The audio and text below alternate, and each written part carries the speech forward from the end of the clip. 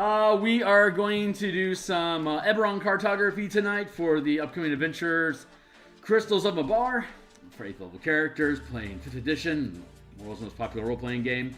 Give me a second here to see if this has gone live. See if that sounds like it. Okay, cool. So if you follow me on Twitter, I've just posted to Twitter that I am live. So here's your notification about that. If you haven't, then like and subscribe. I've got 112 subscribers so far. I'll need 1,000 for me to be able to make this to be able to start looking at making this an actual gig that I do for a living and devote more hours to it. I would love that opportunity. And if you're wondering if this channel is worth it, you can check the hundreds of hours of content I've produced to date on designing new content and doing the cartography and the interior art and the book cover art for the different supplements that we create. I have playtest teams that I recruit off of Discord and my Facebook and stuff like that. If you check the DMsGuild link that I have down below, there is a 36%, I think it's 36% bundle discount package of different books that I've already published. You can read all of them cover to cover, so you can see the quality of content that I produce and artwork and all the yada yada. If it's something that you want to support, I would dearly love to have it. So without further ado, let's dive into this. Is the book cover that we made on stream. This is about how big it looks when you're looking at it on the dashboard of the DMsGuild when you're flipping through different titles to see what you want to take a closer look at. Hopefully that's interesting enough that you want to find out more about what's going on with the Crystals of Mabar.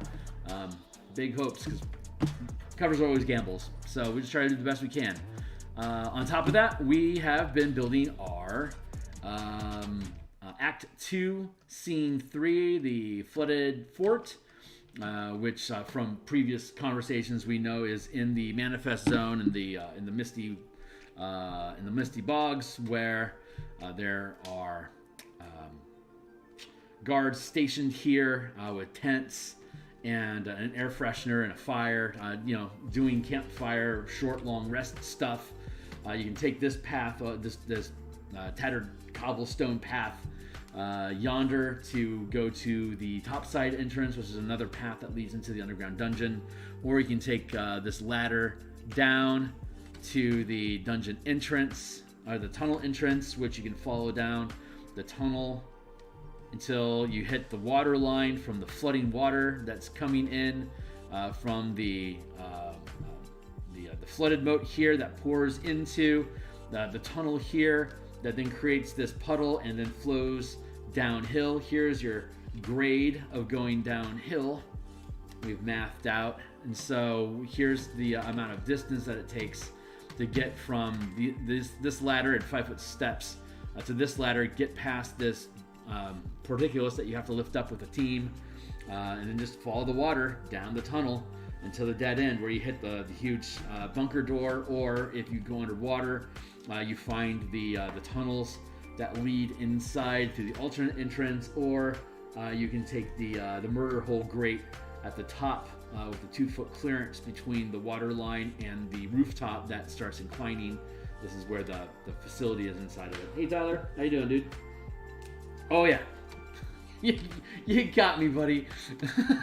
So it's 600 feet total from door to door. So we'll be finishing up the coloration of these tunnels, which should hopefully take too long, and then we will start diving into coloring the overland map here. I was successful in finding the underground bunker map that I had worked on previously. It apparently isn't as far along as I thought it was, so when we finish this, we'll just naturally be able to go through the door here into Act 3, Scene 1, flesh out that map. Once that's done, we'll climb out of the underground, of the topside entrance, and clean up that map, and then we'll wander over to the cemetery, clean that up, and then we'll sift our way through the mists of the Manifest Zone until we find all the little vignette maps. We'll clean all those up and color those in. I have a race with my editor to see which of us is done first with a deadline of December 23rd. So I'm expecting all these maps. It is my hope, dream, and effort to have all these maps done by the December 23rd. So let's get to work, right? Hey, Tyler, man. It's good to see you, dude. Let's see. Yeah, we're just going to, dive on into it. So these are bunker door, midside, fort top.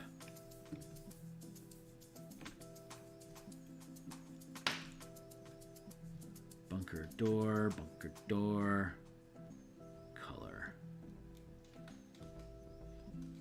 I feel like I can pluck the color out of these and like maybe do a single layer of all the color. That's kind of an interesting idea.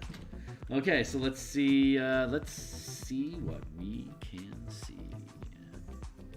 I'm going to I think I'm just going to copy this, duplicate that layer, and let's see how it does over here.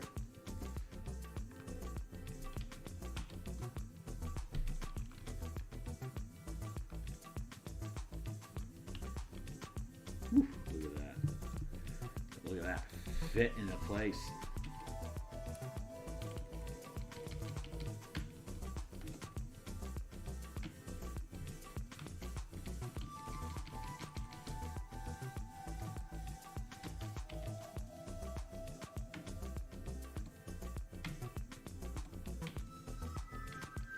Brr. Where's our window? I have no idea what I'm going to be talking about tonight. I'm sure it'll be something offensive to somebody. Good luck, buddy. Good luck. Let's see. I want to put a timer on, so I got 20-minute timers. And go. Got a good 2-hour block. We're going to spin on this.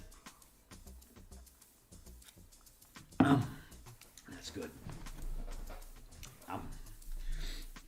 We are incredibly close to being finished with the revisions to the Spelljammer Combat and Exploration results from the playtesting that we've been doing lately. And I'm going to keep playtesting, quote unquote playtesting, just because it's fun.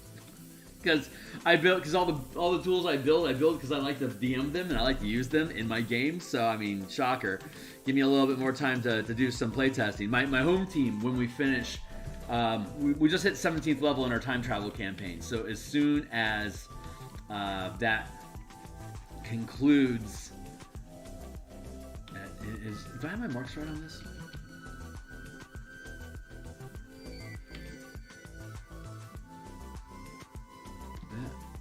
Yeah, signs point to yes. Did I do this right?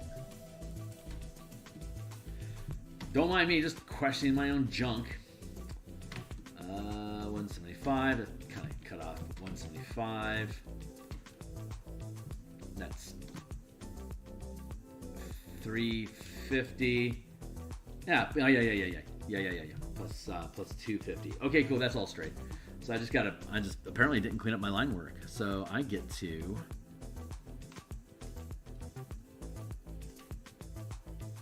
let's see, mid stretch. I need to clean these. Apparently I need to clean these up a touch. 1, 2, 3, 4, 5. There we go.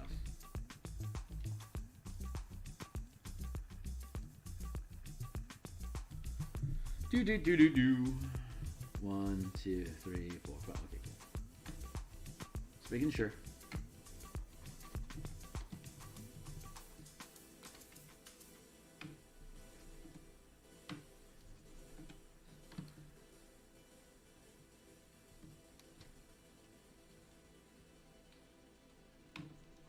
Oh, that's wrong there.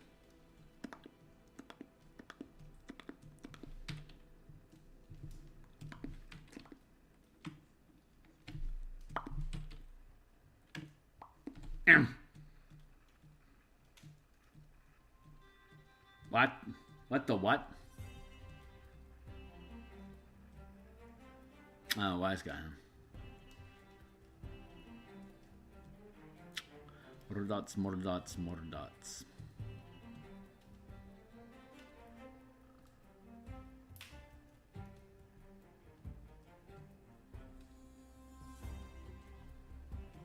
That's the one.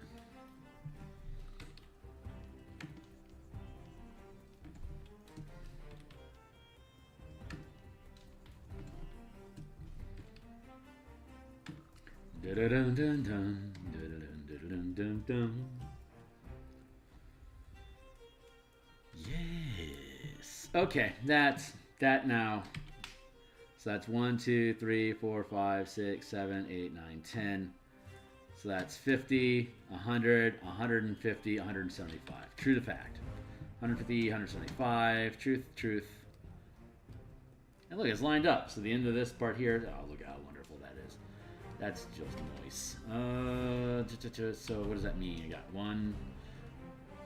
That's 10. That's 10 inches. That's 10 inches. That's 10 inches. That's 5 inches. So 1, 2, 3, 4.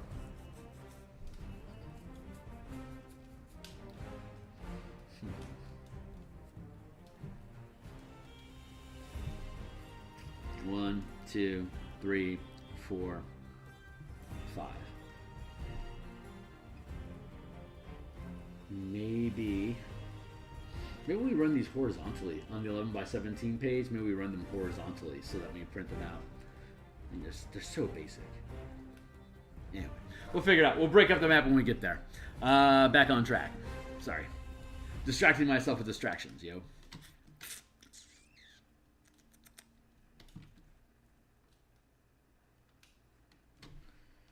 It's 10, 20, 30, 40. 1, 2, 3, 4, 5. 6. 50, 100, 150, 200. Oh, 250. Interesting. Sorry, my brain's melting here for a second. That's 250 feet there. Really pans out. 250, 5, 10, 15, 20, 25, 30.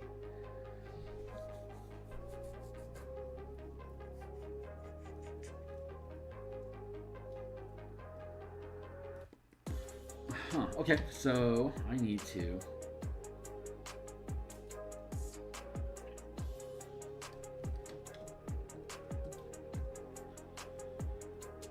yeah, it looks like I'm gonna have to pick this up, drag it over, put it on the end of there, but I don't care about that right now. I'll get back to that. I don't have to bother you guys with that thing. I don't want to waste your time. Let's just be on track with what we're doing.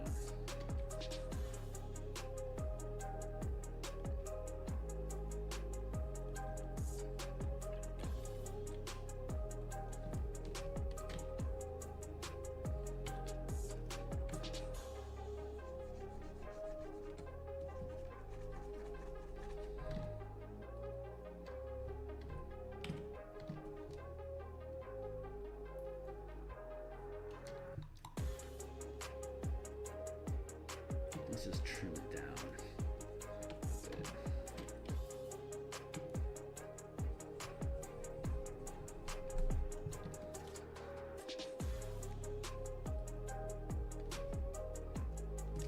And we can duplicate this layer.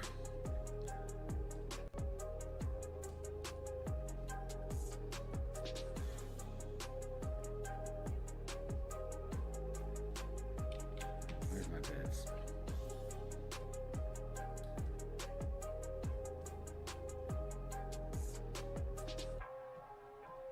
Close that up, close that up.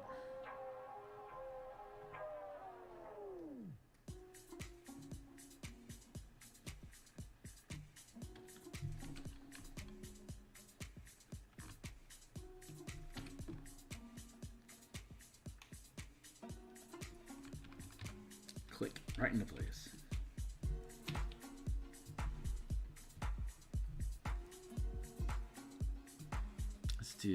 Let's do this. Let's make this all the same tunnel space. I'm gonna push that. Oh, that's scale. That can stay at the bottom here. Let's put all this here and through Fort Top tunnel. Tunnel. we've got the tunnel entrance. Now we've got dots. We've got the tunnel entrance, which we're good with. We got the mid stretch.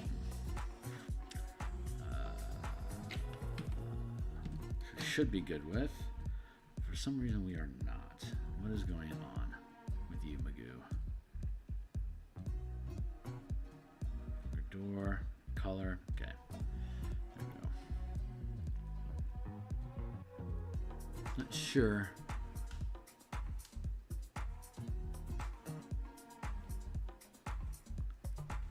Yeah, got those, and then where we at? Here. That's what we're looking at. There. Bop, bop, bop, bop, bop. Merge those down. Bloop. And let's not merge these layers, but let's take this water. No.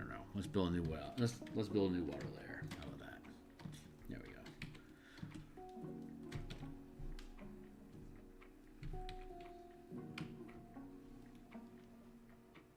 Hey, what's up on it?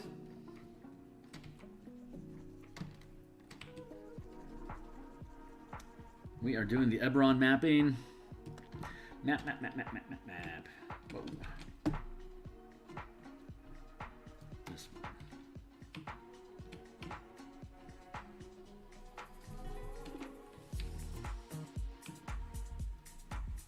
We'll be on for another, at least an hour and a half, maybe 2 hours. We'll see how it goes.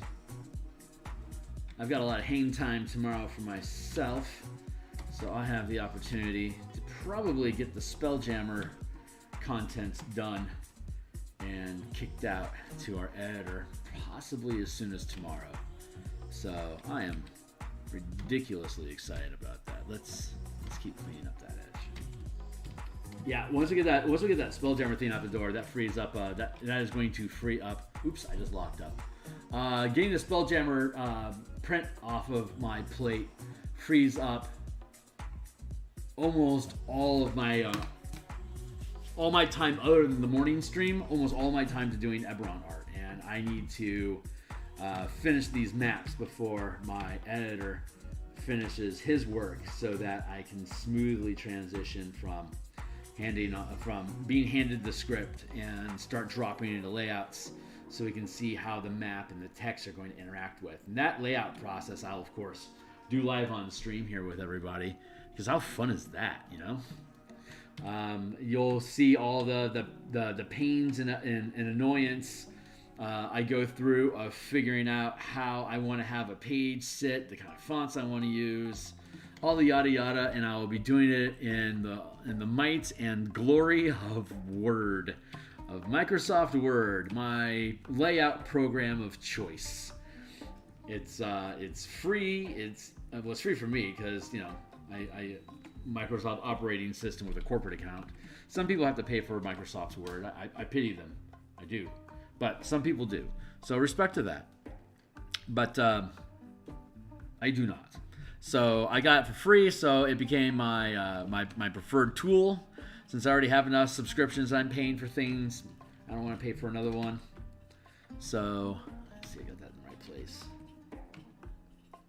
But anybody with Word can see how I do it and can do it themselves. So like if you don't like Affinity and you don't want to spring for InDesign and you have access to Microsoft Word, allow me to be your Word Sherpa into the world of page layout design. And so we'll lay out the pages, we'll make sure everything fits properly. We'll then export all the pages from the Word document as a PDF back into Photoshop, and then with the text on a transparent background, I will paint all the interior stuff, all the filigree in the corners, like the dressing. I'll design all that stuff, like the texture for the page background, whatever it is that we decide seems appropriate for this. We'll design all that stuff here on stream.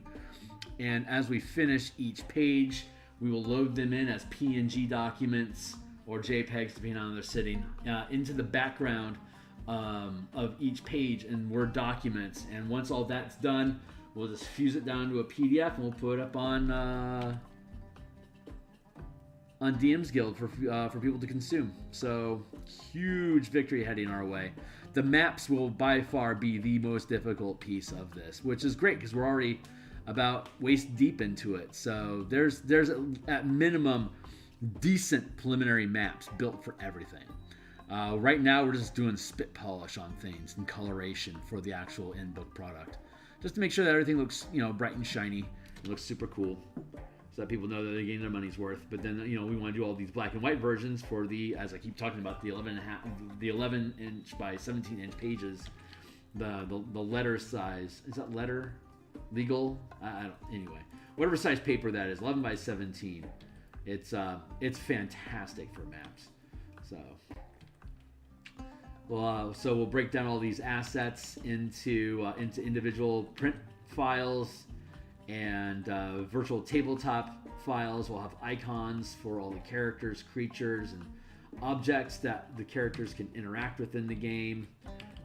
All the maps broken down into little vignettes, like 2 and 3 room vignettes, so that you can just pick up pieces and just drop them onto the VTT as you need, depending on what kind of CPU usage you have. We're going to build all that stuff. We're going to tear it all apart, put it all back together again, jumble it all up into a zip file, and put it out there for folks to consume. And then we'll be able to do a walkthrough of the PDF page by page as a sort of travel guide for the actual finished project. So we got this design work that we're doing, like we're on episode 59 now or something crazy like that. And so we'll have all this design work, which is like, the mechanical proof that if I launch a Kickstarter, what's that going to end up looking like, Phil? Well, go check out the Spelljammer, the Eberron, the Martial Powers, all these things, and whatever else is next.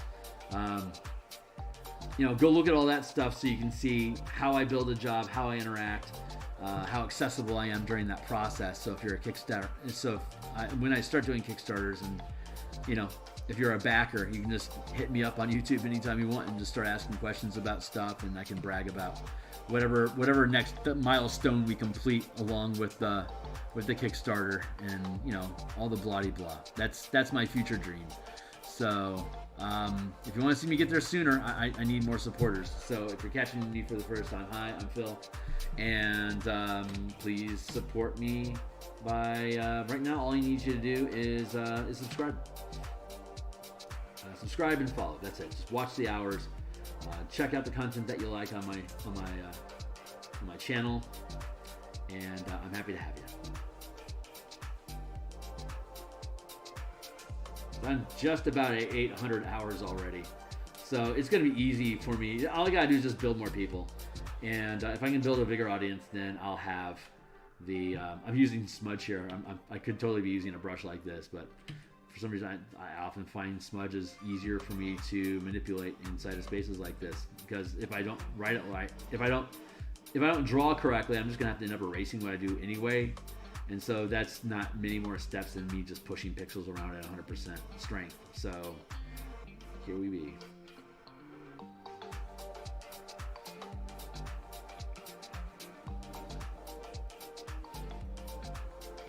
Man, I'm excited. I am so excited. Super excited about everything. I mean, everything's been taking forever to get done, but that's honestly I do not mind the slow cooking at all, because it's going to mean that it's been tested well, that we know it's fun and that it works, and we got a great staff that's working with us doing the edits and helping with the side writing and making sure everything slides into place properly.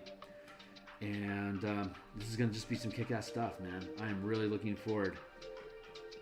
I feel like this year is I'm really upping my game over what I've done previously, like just in the quality of content that I'm producing in general, and just the transparency of it. I mean, obviously streaming all of it, the transparency is freaking fun.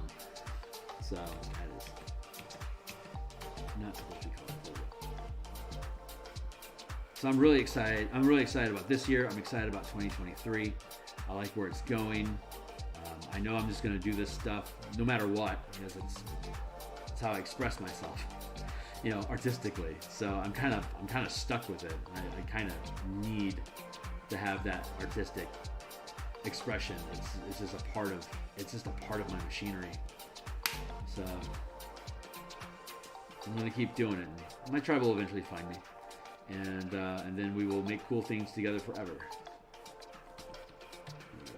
Build that in a little bit.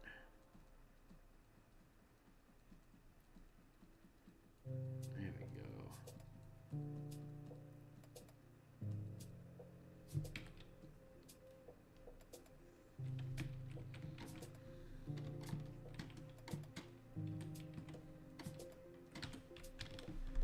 Take that water for a ride, yo. Isn't that fun? This is fun. This is fun to do. And yeah, we're gonna work on scaver sharks tomorrow for tomorrow morning's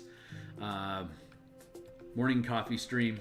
We'll see how far along in that scaver night illustration I built. We'll see how far along in the process we can get, so we can lock that one down.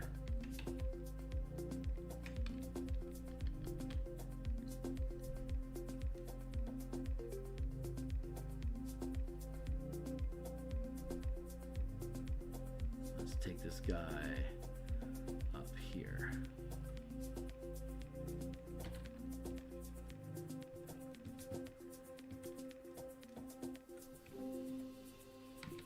Spot on. Bravo. That feels a little off. Huh. Alright, well maybe that is a little off.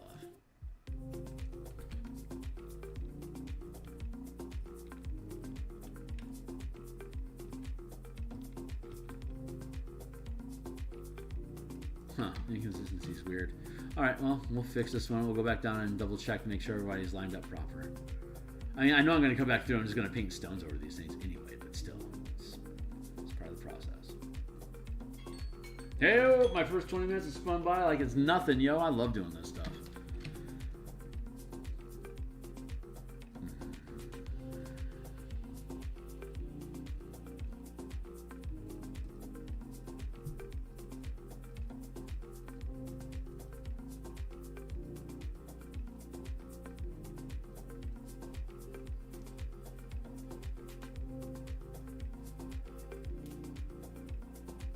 Man, I've been watching The Peripheral on, I think it's on Amazon, and man, I love that show.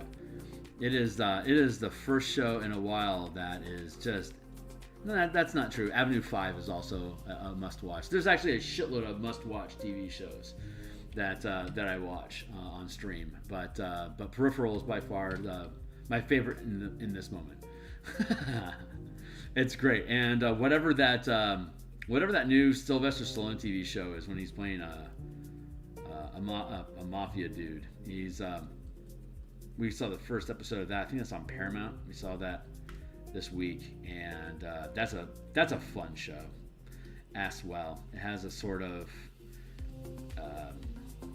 Call Saul, Breaking Bad sort of vibe to it. Definitely recommended. And Avenue 5 on HBO, if you aren't watching that, that is hilarious.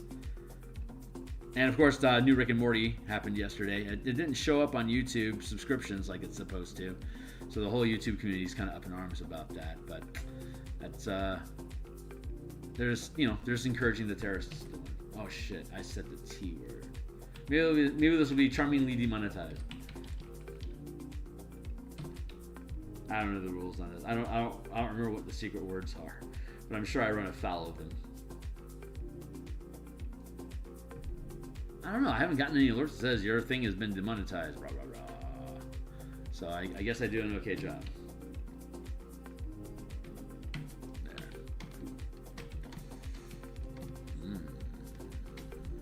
That's right. We're gonna go back down in here. Oh yeah, it is a mess. How about that?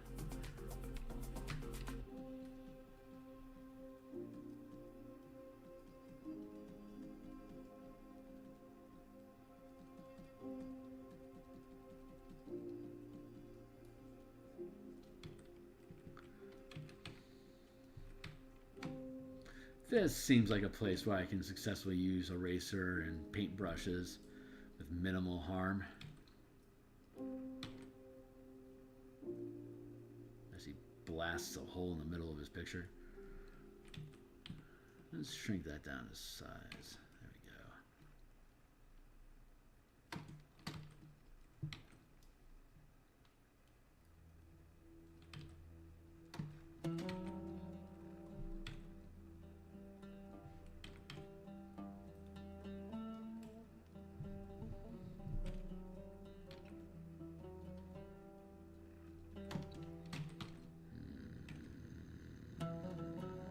There we go. Is that good? That's good. Let's clean that up.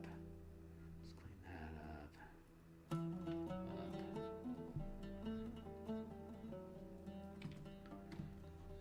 That'll work.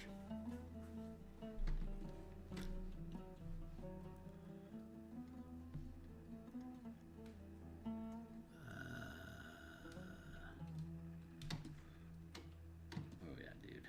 Thank you. Alright, let's see if I can do this right. Color. What are these little buttons about?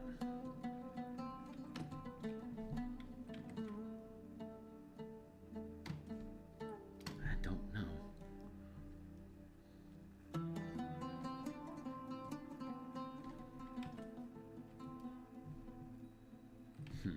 Alright, well, I'm just going to ignore those things for now, so we can figure out what they are. Drop them here. I don't think, I must not need them if that's where they're sitting. That's your remnant. Yeah, I'll just leave them in the question mark folder for now until I figure out what they actually are.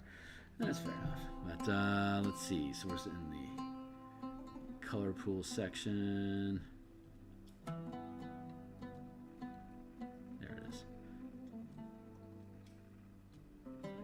Still don't know what this one is, so screw that guy.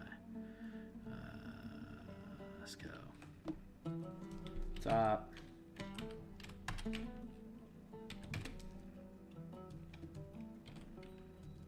Entrance.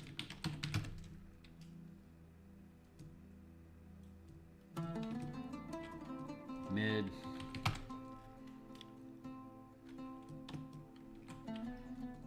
Bunker. Door.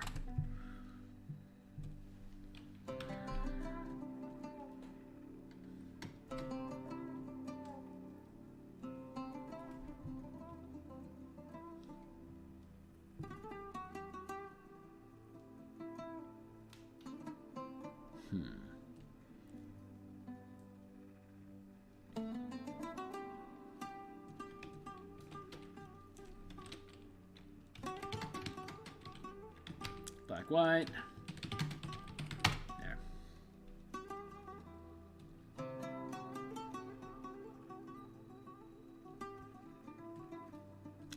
Dots exist aside the world of black and white.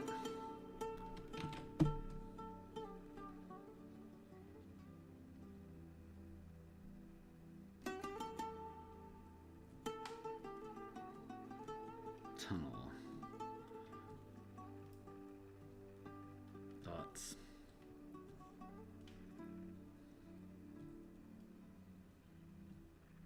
More dots.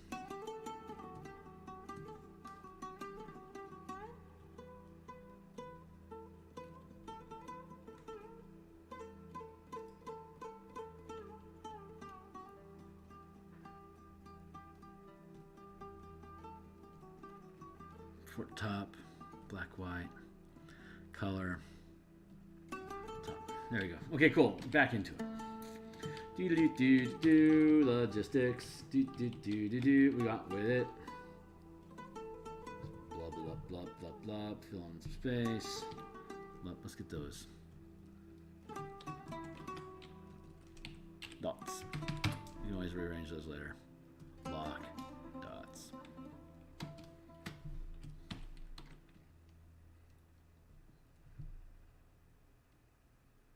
Fill it in, blah, blah, blah, fill it in, blah, blah, blah, blah, blah, blah. There we go. And we'll push. And then we'll clean up. Actually, I bet we can.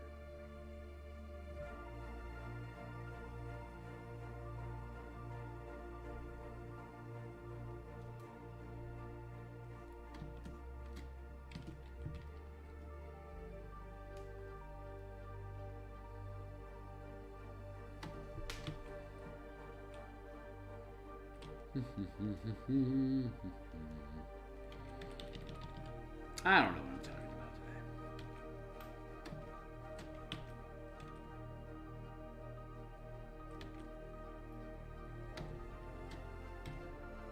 So, this is a good time to ask me any questions if you have them, because my brain's about to kick into neutral, and the muse's going to step in and start piloting for a while, so God knows what kind of ideas she's going to spit out while she runs the show. But, while she settles in and adjusts the bucket seats and makes sure the steering wheel's at its optimal height, I open the floor to my peoples. Hello, peoples. Ask me anything.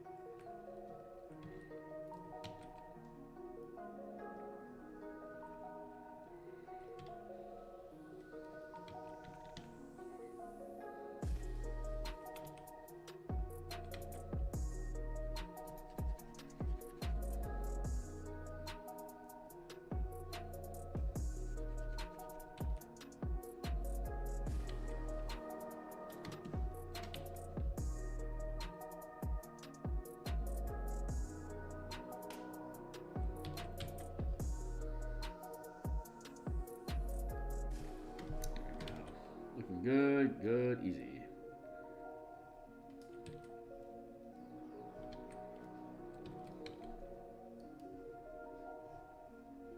That looks like a block of text that just dropped in. Hey, you mentioned liking being surprised by your players. What were some times they surprised you and threw you off as a DM? Let's see. That's a great question. Thank you. Let's see.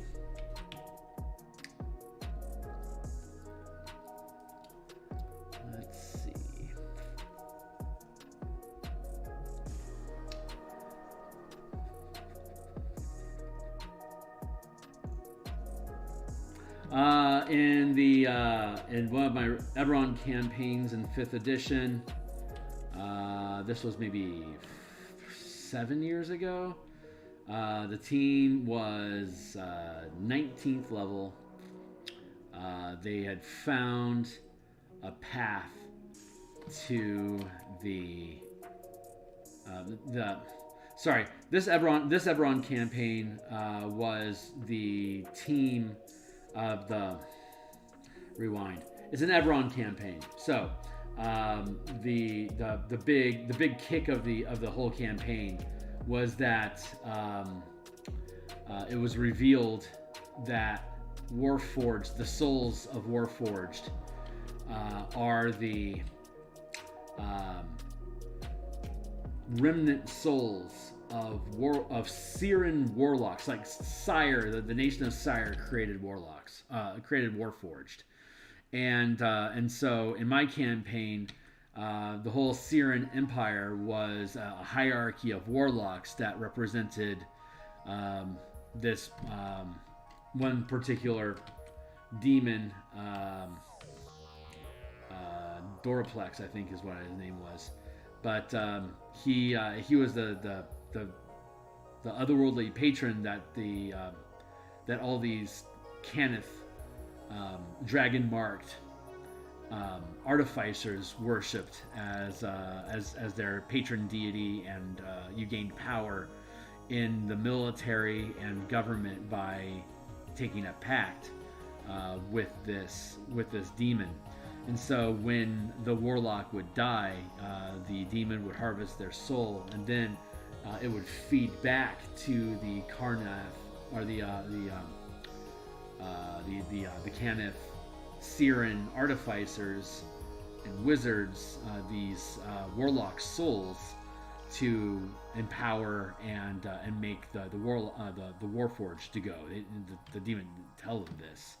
It's just, he supplied them with souls, and no one really had any proof or able to connect the dot. That is like, oh yeah, that was that general that just died. He's now in this warlock, in this Warforged body.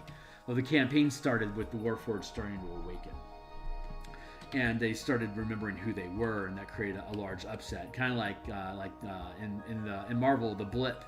When everyone disappeared, life moved on, and then all of a sudden they're back, and they're like, yeah, this was my house.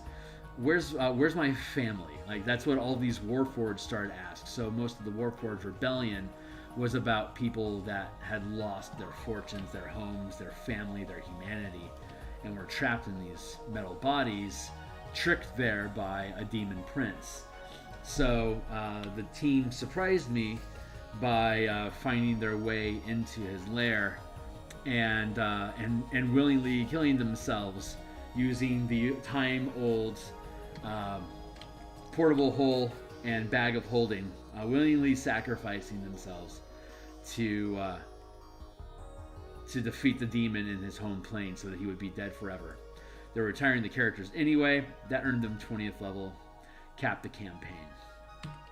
So now in the Eberron campaign, moving forward, the permanent change that they made to it was that Warforged are now either aware or are either unaware or sleeping, or now are aware of what their previous lives were and continue. But what surprised me was I wasn't expecting them to throw their lives away for the cause, and I'd say that's a pretty good example.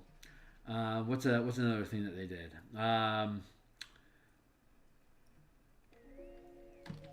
Let's see.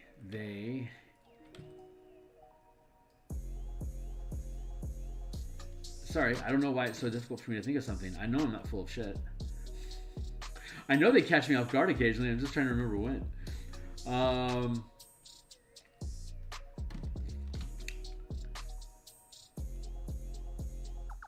The recent campaign at level 14, they found their way into the Illithid bunker, the astral facility that they use to maintain. Spoiler alert to all my players out there. Spoiler alert. I don't want you guys being around. If you're around, spoilers. All right. I don't think my players watch. But yeah, so the punchline here is that they found their way into the Illithid astral facility, where they are maintaining different realities in time loops so that they can feed off of the psychic energy of the collective population essentially forever. And what really surprised me is that the druid was a high enough level to turn into an air elemental, and the arcane trickster picked up gaseous form. So when they found these pipes of ether material that led throughout the facility, I had to come up with a spontaneous network infrastructure of how all these ether pipes connected the different chambers of the facility to each other, because for some reason I didn't think they'd figure that out for a while and I'd have time to build it out. Nah, they figured it out right away and they immediately jumped into it. But I got the last laugh on them because the last laugh. I led the Mario Brothers pipe that they chose to bloop, bloop, bloop down into, led them to the tank that was refreshing the brine, where the Illithid Elder brain was floating with about 1 million little cuttlefish floating around it. So they hit they hit the water and immediately got suctioned by a shitload of parasites. And psychic damage, dealing 40 on a hit, 20 when it failed. And at 15th level, they were only sporting like around 80, 90 hit points apiece, and these are area of effect psychic blasts. So they got, by the time they were able to get out of the tank, they were almost dead. They couldn't even get to the door. They were gone, and they had to reset. And they had cleverly set a time travel anchor point basically in what was a closet, like a janitor closet in this place. It wasn't really that, but that's probably the easiest, quickest way to translate that. But yeah, I didn't realize that we were missing our ranger that day. All we had was the druid and the arcane trickster. So it was just the two of them. That's when I realized that these guys are incredibly mobile and can be incredibly stealthy when our druid took air elemental form. And, well, the rogue is the rogue, but when he takes gaseous form, he's particularly difficult to find. So the two of them, whenever they're the only two that can show up for the lunch session, they're like team recon. They can go anywhere, they can find anything, they can break their way into anything together, and they're 17th level now. They are truly unstoppable. But yeah, that was the most recent thing that was 3 levels ago now. That's probably the last time they really caught me off guard. But that was absolutely delightful. Before that, catching me by surprise was when they really embraced the Groundhog Day aspect of the campaign. And started realizing that just getting yourself killed by the boss fights, just to see if you could find out what their hit point total is, or get close to killing them, or see if there's like any blood eater effects. It was worth getting slaughtered just to see how the creature would respond or what it would do when they really ground themselves down. They became pretty damn fearless at that point in the campaign. It's like we really cannot die. I mean, we die, but we just get, Metroid, we just get reset back to our past saving point, and then we keep, we can stab back at it. That is when they really took control. I wouldn't say I'm so much surprised at it. I was hopeful that they would really just own the campaign, and I would say, God, that was like back at level 9, I think. That's when they really, really took over the campaign, and that was. I guess it wasn't surprising, but yeah, it was incredibly satisfying that they just do not they like give no fucks anymore. Like they will throw themselves into death just to see what will happen now. It's pretty fun. it's really I'm really glad I have my playtest team going because my sense of CR is like completely destroyed. I haven't had to worry. Like it's the rule has been make it as deadly as possible, so it's something they can punch up at for a little while until they figure out how to make it work and get past it. Then it just becomes another reason, that becomes another milestone for gaining levels. But my whole DM philosophy right now is just kill them brutally, make it horrible, brutal, with like a trick. Like, you have to peel the gem out of between its eyes or whatever that is. Whatever your little trick is. You can have little weak spots and stuff like that for the players to tear enemies apart. But without having the ability to reset and automatically revive at the end of the fight, it'll be challenging for me to recalibrate challenges properly again, if that makes any sense. But yeah, them...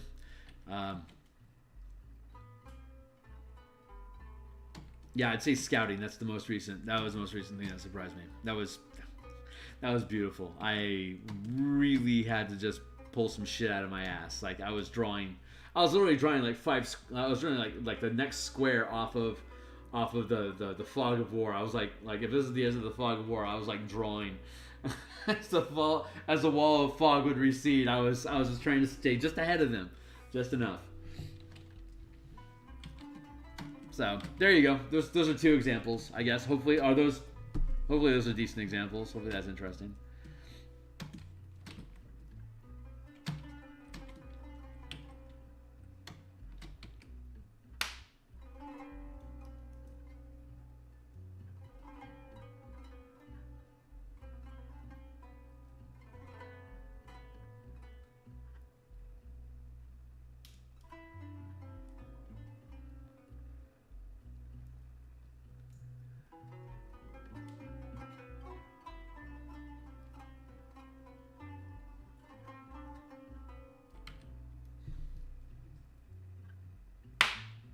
Snap, says all of the fire.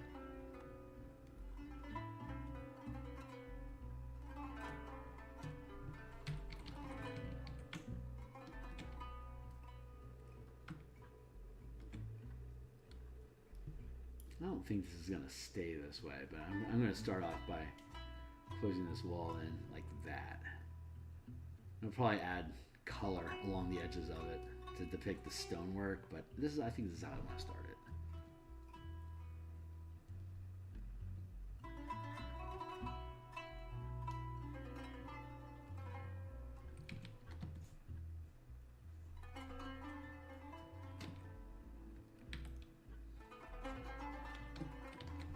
Oops.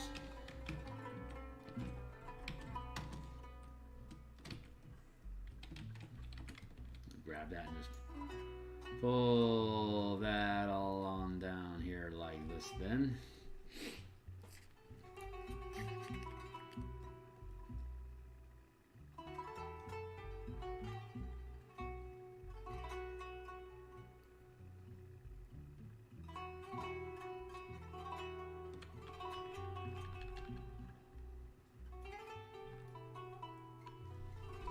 Yeah. They're cool gamers. I mean, you know, they're done. So, what else is there left to do at that point, right?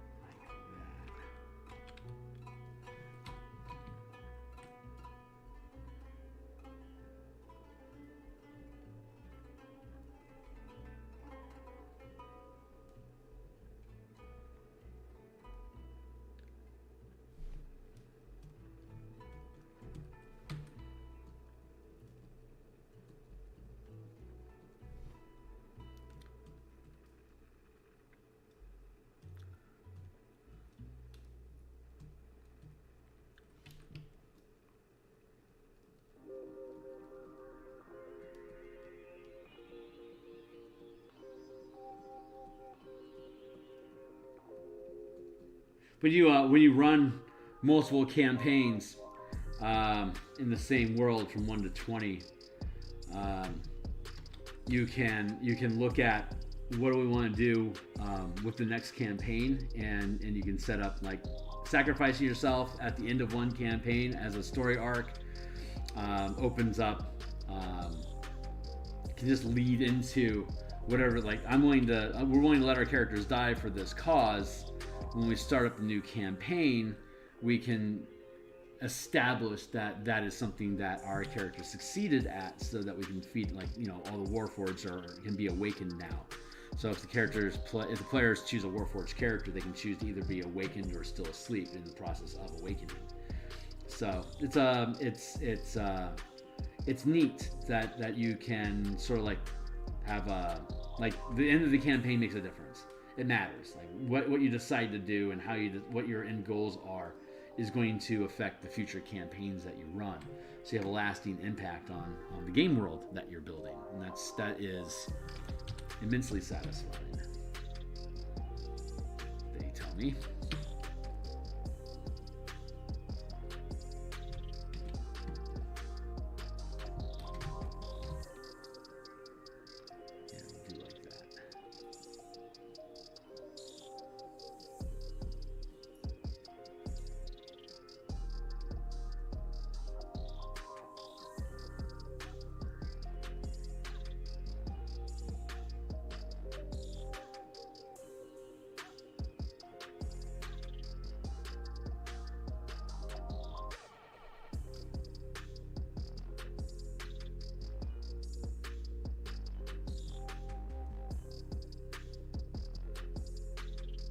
Yeah, look at that.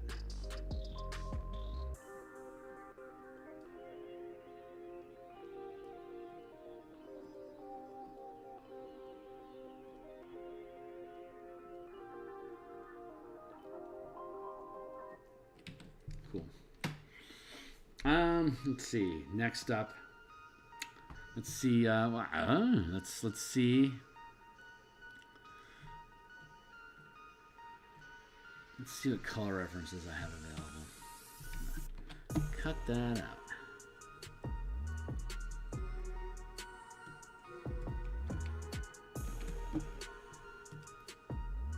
Honestly, like that. Entrance, mid, bunker, scale, background, top.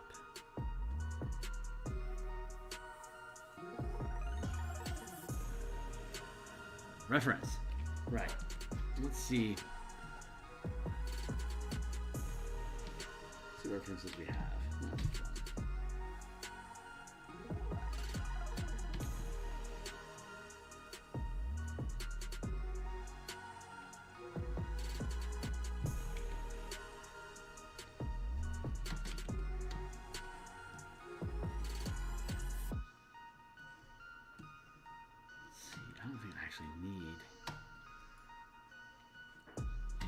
Here, I do down here.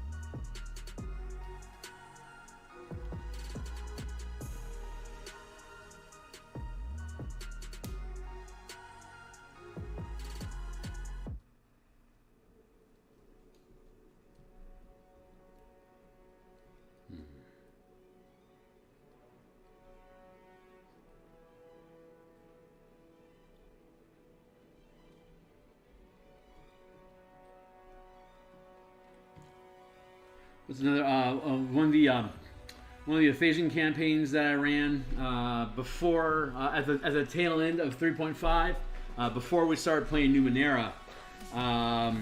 We were running Dark Sun 3.5 as a E6 campaign where your character is capped at level 6, and then every X 1,000 experience points you would gain an additional feat.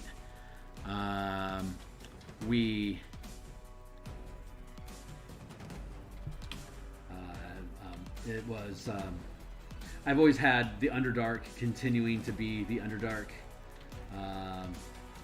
despite Athos being Athos. Like the depths of the irradiated planet were places where you could potentially find water, but beholders and the Lithid and Drow and all that stuff was still down there. It's just they just walled themselves off and y'all go ahead and just genocide each other all you want, I don't care. So they all thrived when the team found their way down there. One of the players wanted to play a gnome, even though there's not supposed to be any gnomes in Athos. I don't care. So yeah, you go ahead and be a whisper gnome. Those things are cool. So he built a whole community of whisper gnomes that pretended that they were street urchin kids. So they were a spy network throughout the city. And so when they got commissioned to act as muscle on a expedition to follow wyverns in a migratory path around the Sea of Silt. At one point, they landed on an archipelago, which led them to a cavern that went into the Underdark, and there was a beholder lair that they found down there that had enslaved a community of Sverfnedlin. So there was about 300 deep gnomes that were enslaved, and the team TPK'd themselves trying to kill. They were 6th level with like a stack of feats underneath them, but still they're only 6th level. So they tried taking on 2 beholders in its lair with a bunch of a bunch of mind slaves around them. All the advantages on the side of the beholder. They started off. They started off with a natural 1, and it just kept going downhill from there. They were all dead in 3 rounds, and that was a glorious death. And then at that point, they're like, "Yeah, that's good. Let's go ahead and play some Numenera for a while." And we switched gears, and then we started getting into Eberron through Numenera. But that was another surprise. I did not think that they would be willing to go to that length to rescue those gnomes. I thought they would, go try to get like a posse or something and flood the place with poison or something. Who knows what they would try to do? But no, they just decided just to take some knives and go get those giant floating balls of hell and get those guys back home. That was not a successful quest. Cheers, boss. That was a good time, but yeah, zero success there. Nothing but regret. It was great. It was a glorious death.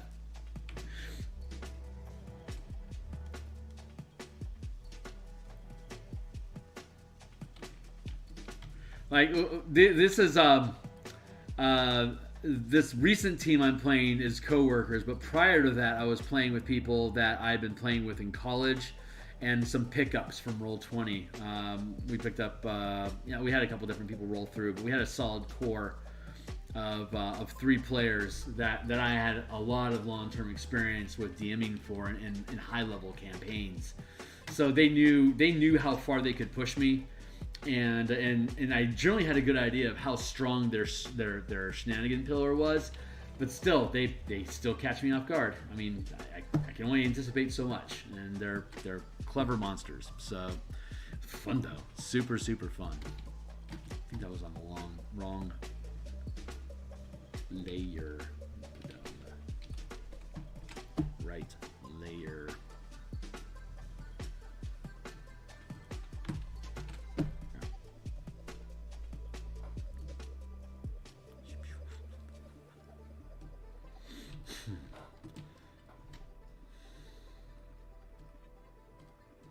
Start filling in some space. Where's my timer at?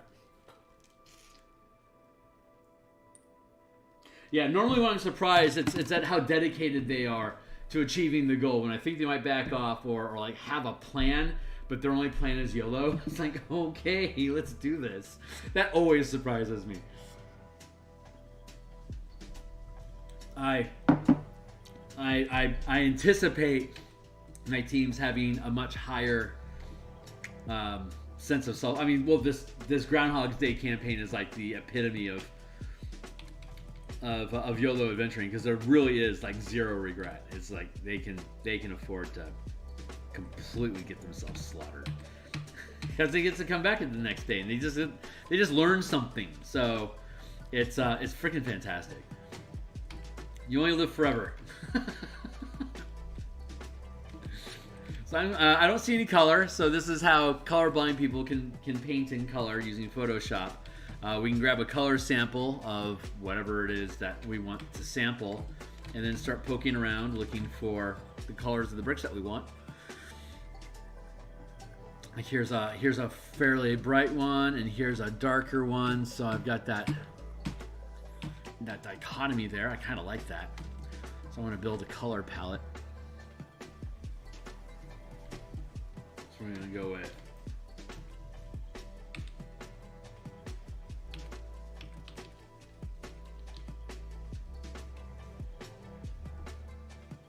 we're going to call that stone.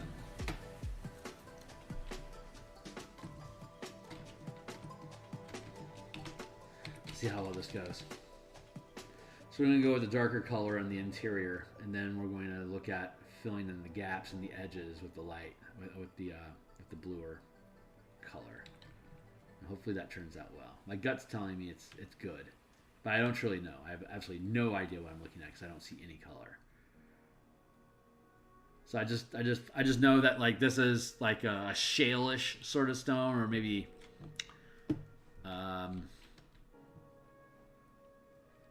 like not limestone. That tends to be white, but like this is more like granite-ish. And while this is like shale or that's the only one that's coming to mind right now. I don't know why. I don't know enough about rocks to rattle off what the color of each one's supposed to be. But there was obviously some dichotomy in the type of rocks that were in that archway that I was sampling from. But I don't care. I'm gonna do this.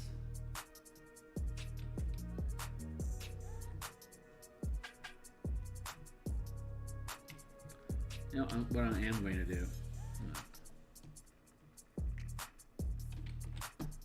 Try that again.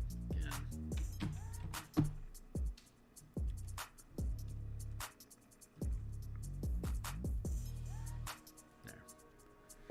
That'll do. Pig.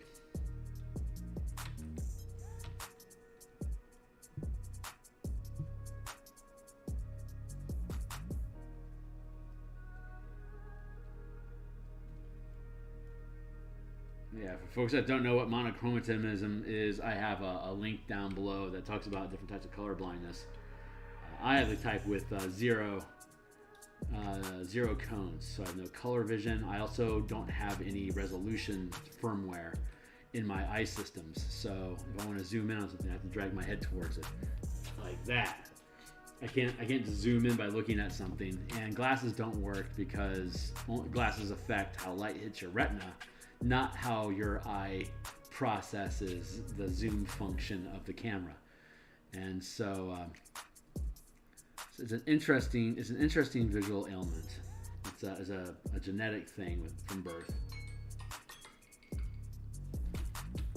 which means I only see in gray tones. So I've got a pretty sharp sense of contrast. Like I can pick out contrast really well, and I can see in the dark really, really well. Those are the advantages that I have. They used to put people like me in World War II in the belly of bombers because it'd be easy, even though I don't see well and even though I don't see far, it'd be really easy to pick out the silhouette of a fighter ship at night across the top of clouds because I'd see the contrast. So I'd be able to start taking shots at them potentially before they even see us in the dark, and tip off my ship captain that there's incoming ships or incoming planes. So pretty violent. That was before they had night vision goggles, so they had to rely on people that had really good night vision. So I would have ended up being killed horribly because I'm a horrible shot and I have practically no depth perception. But I can spot stuff. I can spot stuff in the dark pretty damn easy. So I would have been doing my part. I like thinking about that. But that is roughly how we are depicting this weathered stone. Like that. And then I'm thinking I want to grab. Gut's telling me to go through and do like this. Just a little bit.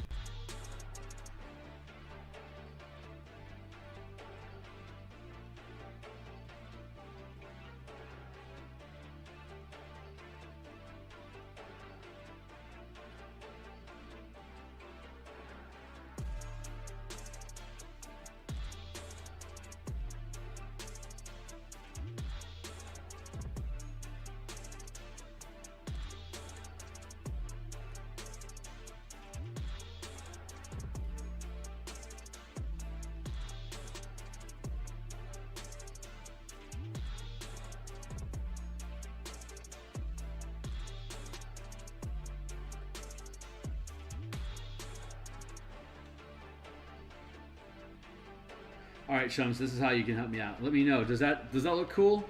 Like as a stone structure? Does that look interesting? Like as a wall?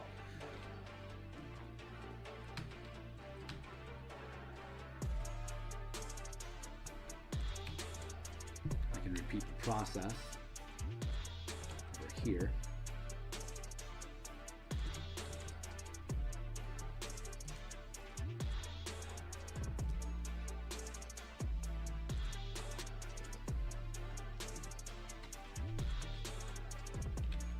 Thank you. I've worked a very long time. I would dare say that I worked hard, but it doesn't really matter. It's that I have color limitations, that I have eye problems. No one in the industry gives a crap. It's what's the results that I can produce. So I am though incredibly proud of the results that I've been able to produce, and that it certainly took me a long time to figure it out. But that just makes it that much more satisfying that I was able to figure it out. And my friend, one of the guys I used to game with, Larry, he just challenged me one day. He's like, "Why don't you just try to, you know?" I was bemoaning that I felt like I was gonna get stuck doing just black and white art and ink and stuff like that because of the lack of color. And he just was like, "Why don't you just figure it out?" Like it was such a basic challenge. It's like, well, you know what? I'll try, and I did. And I was like, well, okay, thanks. And then I've been working in color ever since. Now it's just an option. So I get to explore. I get to explore different ideas, look at things in different ways. All the cool stuff that goes along with it. But I have no illusions that, like, I don't think I'm going to find myself on a magic card anytime soon. As soon as the company stays in business. But yeah, I don't. It's so competitive. Like this is where I needed to have been like 30 years ago for me to still be competitive in the market. I'm just that's a little too far. Like 20 years ago. Like if this is what I was able to do 20 years ago, I would be on like the bleeding edge of like good art. And it's just the globalization and the amount of people that are willing just to put in the hours to get their 10K, to get to that mastery is it's too many of them, and many of them have a much different standard of living that I just simply can't compete against. So that's what drove me to game design in the first place. Like I'll never get paid when I want to get paid to do art, so I may as well make the books instead. So I can just make the art a cost instead of a profit. So I don't have to worry anymore about how much am I getting paid to produce a piece of art. I can now look at art as how much better can I sell, how much more can I sell my product for, and how much better is it going to be received as a result of the quality that I put into it. So I got to shift the focus away from I don't think I get paid enough for art to I don't get paid enough for my books. But I love the art, so I don't have to be angry at the art anymore. I can be angry at the customer base, and that's mostly my fault because I'm so niche. Like no one cares about color mana. That is not a sustainable long-term solution. For me to build a business around. So that's what got me thinking more creatively about what options exist. What could I come up with instead? Which got me into the command mechanics, and which led to all this. Not this specifically. All the Spelljammer stuff, the Descent into Avernus stuff, the Dungeon Squad, the armies, the guilds, all that business. That's what came from that recognition that hanging my hat on 5 color mana is probably never going to be more than a niche audience. So it shouldn't be my drive. It's cool that I produced it, and it's a fun thing to fall back on and to play with design space and update and point as a proof of concept for mechanics that nobody has really been able to successfully pull off. Otherwise, I literally have not seen anyone else do it. So I only say that in that I just haven't seen anyone else attempt to do this stuff. So that is a significant feather in my cap. That I can say, here's the thing I built as far as like, what's my design chops like? It's like, well, I built these things. But once these like the Spelljammer mechanics and the vehicle mechanics for Descent and the army mechanics come out, I can take any adventure that Wizards puts out and I can put characters in command of it. So that's going to really expand how universally useful my content is going to be outside of Ravnica, Theros, Strixhaven. They may not ever do MTG D&D thing, or they could make a separate role-playing game for Planeswalkers completely. Who knows? Who knows? Who knows what they're gonna do? No one knows. They probably don't.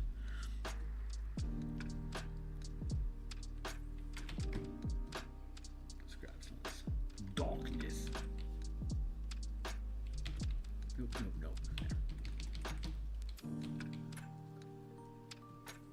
Inside here.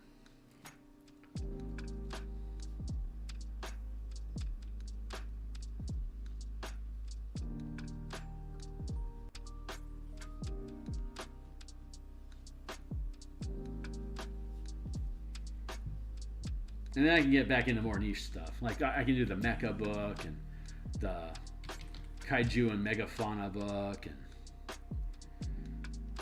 once Martial Powers comes out, then I'll have a unifying like instant mana spend effect for skill rolls and stuff, so I can start building out niche kit characters and different types of like combine these things into different options. Like one of the things I want to do is a book of war mimics, which are mimics that are trained to take on different vehicle shapes, so that you have a pet vehicle that can adapt and change itself. I had those in one of my in the Warforged campaign when they eventually stumbled into Atlantean-style Drow in the Underdark Kyber, and all of them used mimics that would take on the form of dark mantles and small like Iron Man suits. So they could, as a bonus action, they could have it switch its form, so they could move between a fast hover vehicle with tentacles that they could grapple and attack with, to an armored shell that the mimic could take damage for the pilot, and the pilot could heal the mimic or themselves if necessary. But once I have this thing built, I can scale up. I can build war mimic spelljammers. I can build a colossal war, like 500-foot mimic statue, like mimic fortresses that can just rumble around and stuff like that. It's war mimics. But with martial powers, I can build out, like, when you spend 2 mana, you can extend, if you maintain 2 mana, you can extend your war mimic's tentacle reach by 15 feet or something like that. So your character becomes symbiotic with the war mimic that they've partnered with, and you can spend hit dice, or if you have a mana to trigger kind of off Blood Hunter effects almost, but it's sacrificing life force to your mimic creature. So it looks like I found a way to put the Blood Hunter on my table after all. That's fun. But yeah, that's a book that I want to produce after Spelljammers, and because in that Eberron campaign, it's a space. My Eberron's a space opera. All the different nations of Eberron are on their own separate floating asteroids. And hold on, I'll take a quick detour here since I'm talking about it. Let's go to DeviantArt.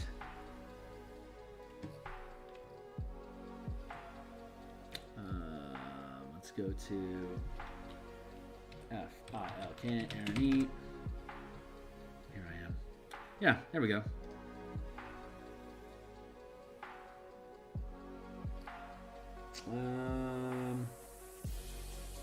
Let's see.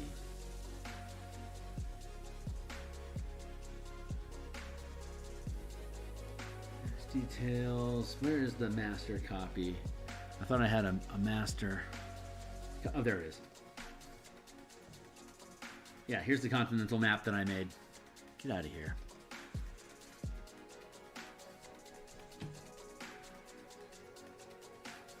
Actually, I can probably open image in another tab. That'll probably work.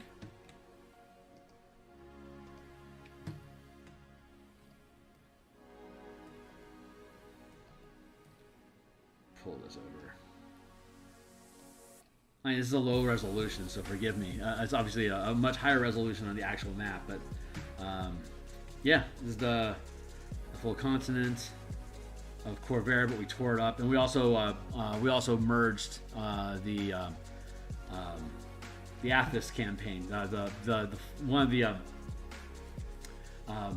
One of the Dragon Kings the team didn't defeat in the Ephesian campaign succeeded in implementing an epic level wish, which allowed its world to escape its doom, and it happened to be there was a concordance of a planar concordance happening at that time in Eberron, so it yeeted off of this dimension and kind of merged with Eberron, and since Eberron was just a bunch of floating asteroids anyway, it just kind of dropped into space. It's not there's like all this. Kern is Ephesian, but Kabara is Eberron. So this is a desert. This is a jungle forest, and Kern is desert badlands. So all the dirt and sand immediately gets swept off of it, left with bare rock, and they only have this shred of forest over here, which is catching a lot of runoff that was coming from the jungle over here. And we got the Kreen Nation, which now connects Dargoon and Valinor, and of course the Kreen love eating elves.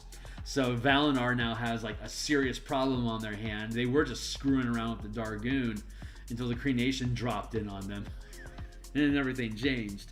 So they're having a horrible life right now. Droam is its own monster nation, of course. This little segment of land here was from Eberron. This used to be a large gap, but now it's small enough that gargoyles could start actually flying from one to another, and then hut across, and then fly across here. So there was a large incursion happening over here from the Droam nation. Droam had occupied space over here, digging their way into the demon wastes, and then like pieces of the burning fields from the Salt Sea merged to the demon waste. So the Rakshasa here started making plans with the Lich Kings that were over in this part of Athos. So that became a problem. Like Tyr and that stretch of Athos mountain dropped into the middle of the Eldine reaches over here. So now all the shifters and the love druids here had these screaming Ephesians causing trouble. And then my favorite part here and here is where like Uruk and Chult and not Chult, Golg and some of the other city-states all dropped in here and here. So now Breland is getting, its farmland is getting sandwiched by basically uber Vikings, like 8-foot Vikings that are like, we're gonna till this land now. How do we till land now? And they're just brute force taking these places over, and they're so like psionically powerful that just magic bounces off of them. It's just they're not, Ephesians were not, once the campaign ended and they started the Eberron campaigns, Ephesians were not player races. They're NPCs only. I just made them like god beings that were incredible problems to have to deal with. But yeah, so this is the asteroid. This was the alpha version of the asteroid campaign that I built. So like Karnath has a fleet of like skull-mounted carrier ships, and they would have this darkness down in there is the Ephesian sun that sunk to the center of the asteroid cluster that is the detonated core of what Eberron, the sun, the morning in Eberron was the druids having to detonate the core of the planet to push Dalcor away from having the Nightmare Realm take over the planet and merge and permanently eat the planet. Their solution was, well, some of us will survive. They detonated the core, it blew the planet off tilt, so the plane fell out of alignment, but that's what pushed it into alignment to be able to bump into Athos when they made their epic wish. So yeah, you could fly through the heart of there, but you run into all sorts of, like, the morning has like spell storms and stuff like that.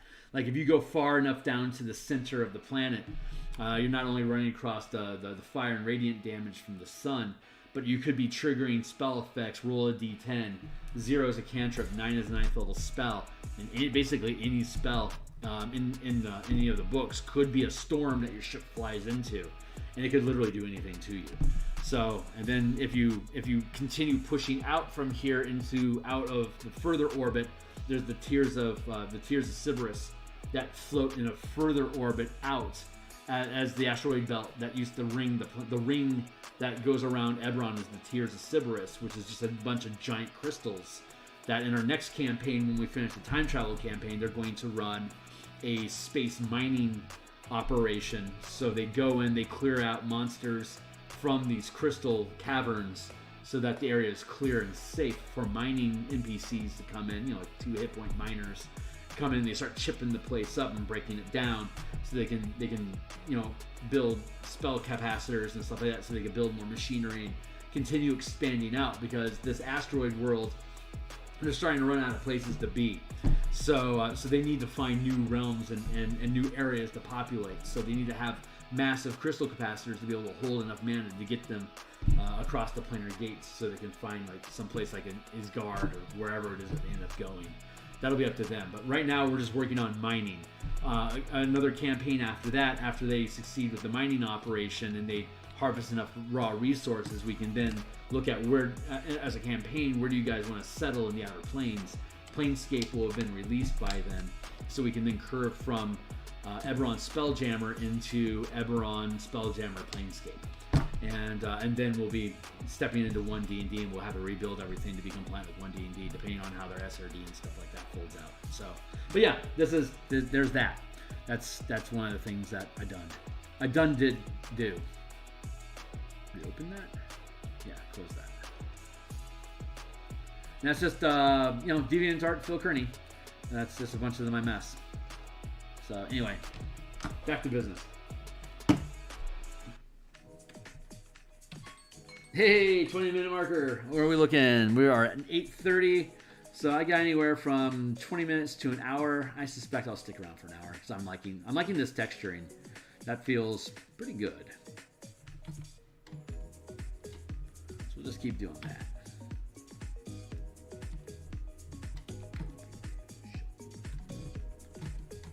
I bet I could speed up this process by breaking it down like I did with the asteroids. Here.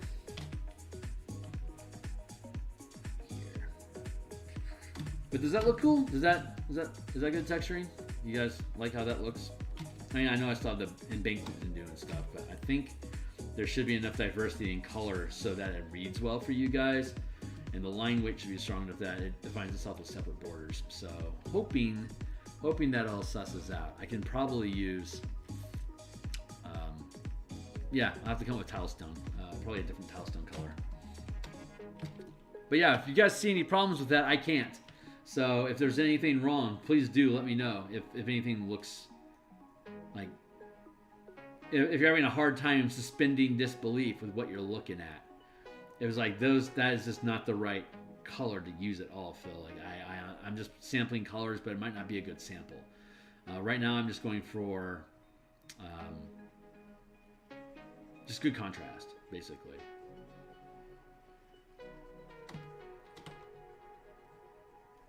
But like this wall here and this water here are incredibly close, even though that water, that's the RGB that we're looking at there, and here's the RGB that we're looking at here. They're still, to my eye, they're incredibly close in value. Like they're almost the same. Like this is slightly darker gray than this is. Like you can see the difference there. It's like a 5% scale difference. So they're pretty damn close. Which means that when I go in and I put like this stuff, I want to have something that's kind of like this, not that color exactly, but like somewhere around that level of gray. So I'll go back to my reference document over here and pick out something that like something off the ground down here, that there's all sorts of stuff that might be green, but like I can pluck this or this or this, or like over here there's a lot of values that are matching up with what I want, and this is a matter of me keeping an eye on the RGB slider over here to make sure that it's that the color is going to work based off of what the numbers say. So generally at this stage in my career, I'm pretty good about being able to pick out good colors, because it's mostly the contrast that you really want when you're going with good color selection. And again, I'm really good with color contrast. So I go with contrast in general. Just I'll find the contrast. We'll just make the RGB work with it. So I don't have a lot of interest in what color is this. I really don't care. It's like an off blue sort of thing. Like I suspect like granite or marble maybe. Who knows? But like what color it is specifically, other than just like a broad label, I really don't care. It's just is the contrast working, and does it have enough RGB difference from what's adjacent to it that as long as I can tell that it's popping out when you factor in the color, you can definitely tell what's going on with it. So, and that is all I need to be content with the coloring process that I go through. So, but again, if anything looks wrong, y'all let me know. Drop in the comments down below, or if you're live with me, give me a shout out to let me know. But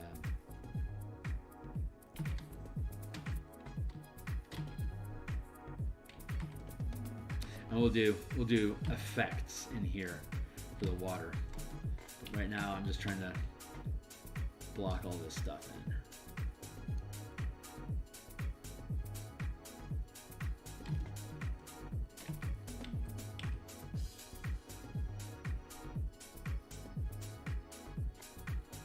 Macerado for flavor.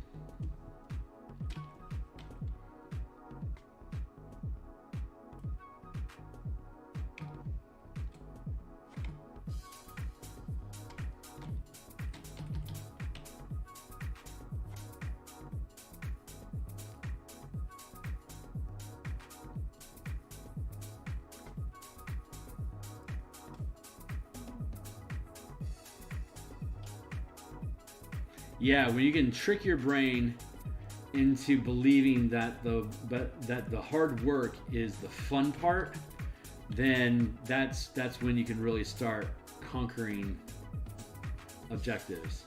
You'll have the focus and the intensity to be able to get the stuff done that needs to get done.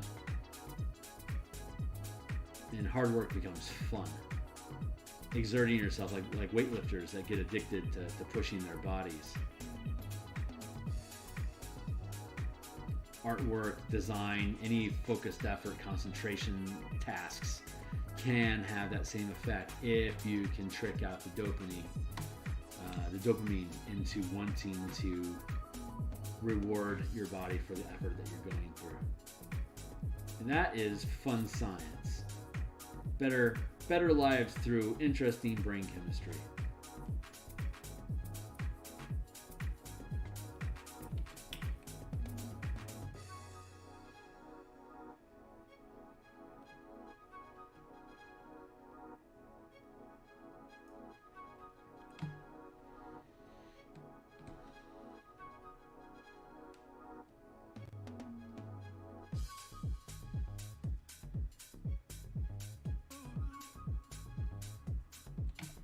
I have Friday off this Thanksgiving. That's this Friday. With any luck, I'll already be done with the Spelljammer first draft. And if that is the case, then I will be able to focus probably mostly on Eberron art, getting maps done, because I want to beat my editor. Let's see who gets done first. I am really looking forward. I don't care what gets in the layouts. I just want stuff in layouts. I also have a bunch of tokens I have to build for the Spelljammer. I have to build ship tokens for the 50-foot scale and the 500-foot scale, and for the small craft 5-foot scale. I was already illustrating some of that this morning. The small craft ship floor plans, as it were. but I need, since I'm introducing ship combat at the 50 and 500 foot scale, it's my responsibility to provide tokens to actually conduct that battle on your own maps. Either as tokens that you print out or into the VTT, but I have to provide those for all the different ships. So second edition provided us with various silhouettes that I may be able to borrow from if I can find them. Otherwise, I've got a couple of my own solutions I can work through, but if I can lean on content that already exists, I would prefer to do so. There was a bunch of little standees that they had were like little holdovers, where on one side it'd be a silhouette of a ship facing this way, and on this side it would be the silhouette of a ship facing this way, so like it's always facing forward that way and back that way, regardless of which side you're looking at it on. But we're going to do top downs. We're not doing standees, but the top down view should still work, and we need to have them at the 1-inch scale, and then we need to have them like a wasp is the smallest, a scorpion is the smallest at 70 feet by 20 feet. So we have to have them be able to fit inside of that 2x2 space. A little silhouette fits in 2x2 space. So we'll have to build those out, along with like with an empty system map for you to drop your rings in on, and have planets orbiting around the central star when you do. I need to have an alternate color here as opposed to the cobblestone here. Like this is muckier, more swampy, and this is stone poking through. So that'll take a little bit of noodling for me to figure out. So I don't reckon I'll get that part done this evening. I'm just going to focus on the stone stuff specifically because it is something. It's a known quantity. This is something I've already figured out. So I can just jam this down. And I want to do that the other way. The other way, like that.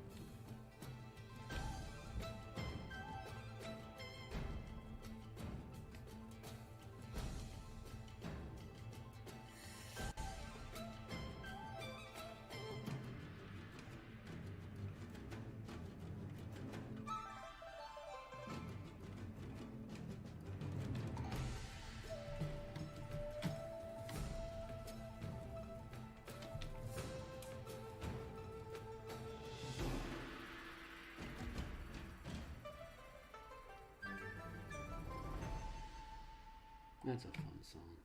I like epidemic music. I like it a lot.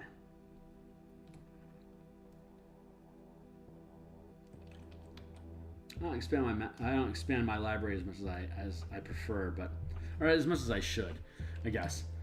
But I certainly am happy they have the shuffle added into the player now, because that was super annoying to not have a shuffler. Hey, there's a wall of text down there. I should take a look at that in a moment. Hold on. Let me just release my grasp here in a moment. Take a look at what you got to say. What is that? Lindsay says, stone texture is really good. Chip Mason stone effect, yes. Soas are also strong. Does not have strong light direction. The asteroid map did, and I think that made it really dramatic. Huh. You know what? Honestly, no. I never really considered that it's in a like this miasmic fog. So all the light is super diffused, and there is no strong cast shadows unless you have a torchlight that's nearby. So that's a really good question. You know what? I'll have to noodle on that. If there was a light, it would probably be from this direction, maybe like this way.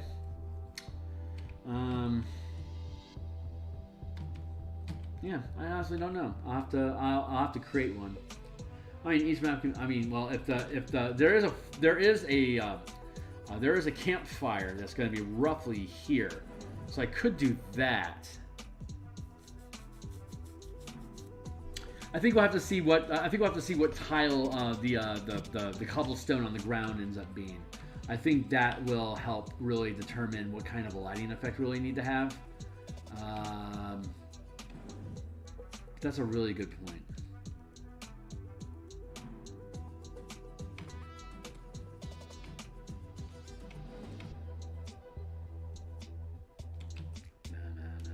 Ooh, more walls. It would make sense, even if not realistic, that as a point of interest on the map could be a light direction just to lead the eye. Ooh, I see what you're saying. Like if I use false light signatures, it will, yeah. Like I want them to get to this stairway. So like if I have a source of light here that causes that all to flare, as opposed to over here, which would be darker because there's no direct light, because they don't come over here. They don't surge over here a lot. This could be a more dim area. That's interesting. I think what I'm gonna do is I'm gonna put this base coat of paint down without any light signatures. And once we have all the texturing taken in, it'll be pretty easy for us to lay in highlights and form shadows if necessary. But that is a really keen point, sir, and I appreciate that about you. Very, very much so. It will also be, we'll have to, like the underground bunker is pretty binary. There's not much lighting effects, but it could well, once I finish cleaning up the underground map, then we can explore that idea as well, leading to specific points of interest versus murkier, like no man territories would be possibly darker, less well lit. That makes a lot of sense. It's the visual language that can get provided on stuff is really can't be undervalued in RPGs when it's so difficult to express. Like maps just as a visual reference, even if they don't remain tactically viable depending on what shenanigans the players pull off, certainly does provide a lot of subtle narrative information about just the campaign world itself. If you're using consistent structures, if you're fetching odd maps in different styles from various locations, it's kind of hard to get that cohesive feel. But it's certainly within an adventure, you can be self-referencing and build your own sort of language of ecology inside the environment. So I am totally open to exploring those ideas with you, my friend. Thank you.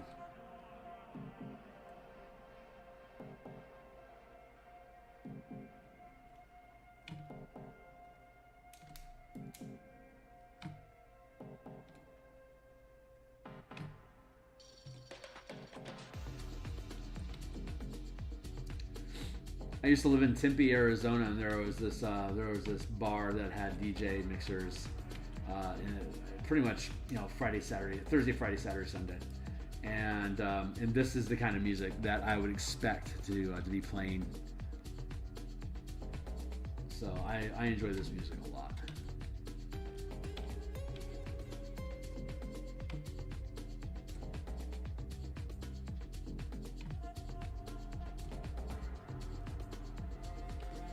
That turn of century sort of techno vibe.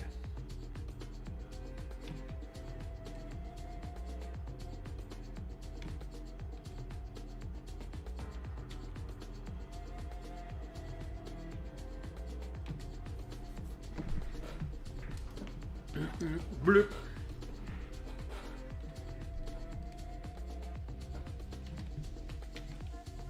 Yeah, my dude. That's a good call.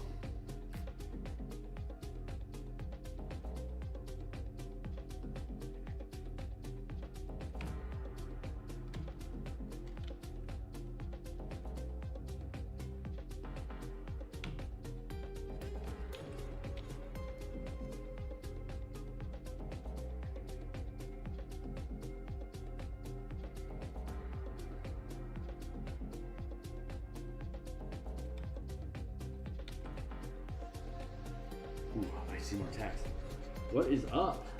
Torch, bioluminescent fungus. There is bioluminescent fungus. It glows a pale green. So that could be fun. Metal flex, a stone, structure, ornate edgework. Hell yeah, dude. Keep that green. Music is good. What is service? I use Epidemic. Here, I'll show you.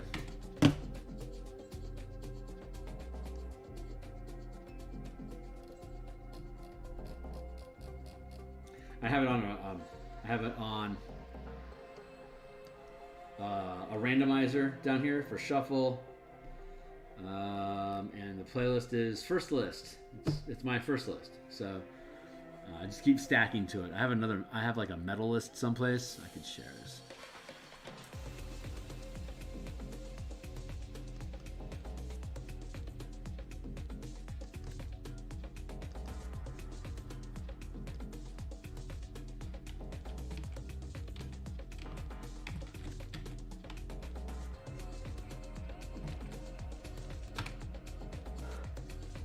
There you go.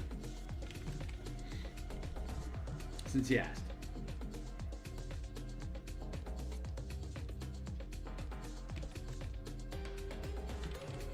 Where am I at? Here. Here.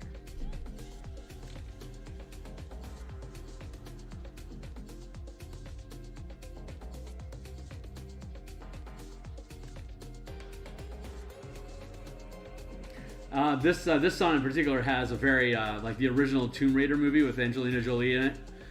This would be appropriate to be included in that OST. That's a great soundtrack, by the way. There is a lot of hella good music on the actual the actual score is good, but the official soundtrack of it's a bunch of mixed groups like Nelly Furtado and Queen Latifah and all sorts of stuff. It's got cool stuff in it. Very, very much worth your time.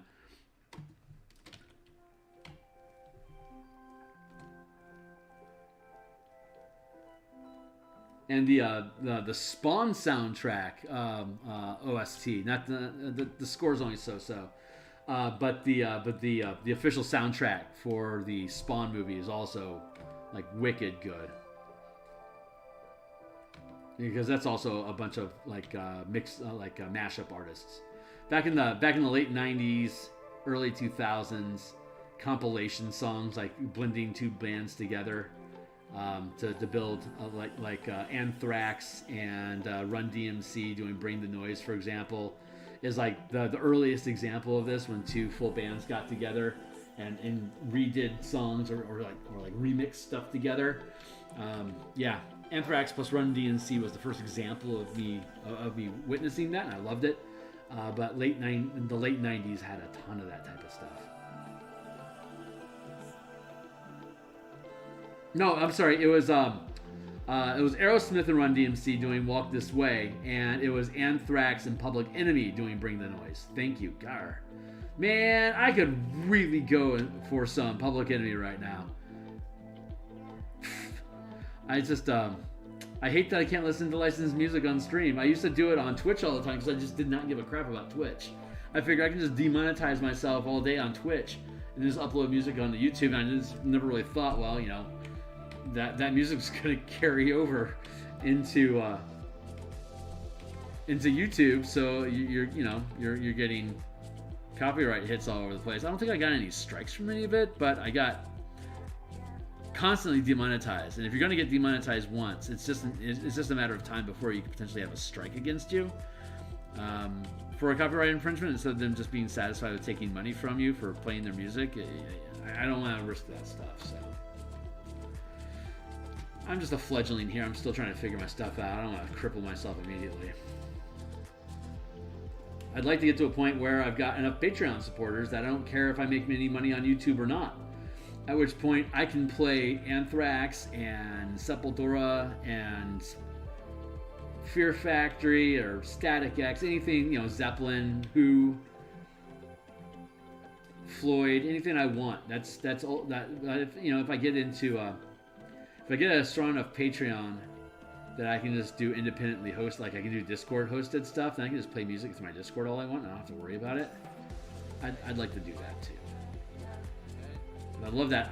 I love playing that music people know while I'm doing artwork. That's just so much gooder.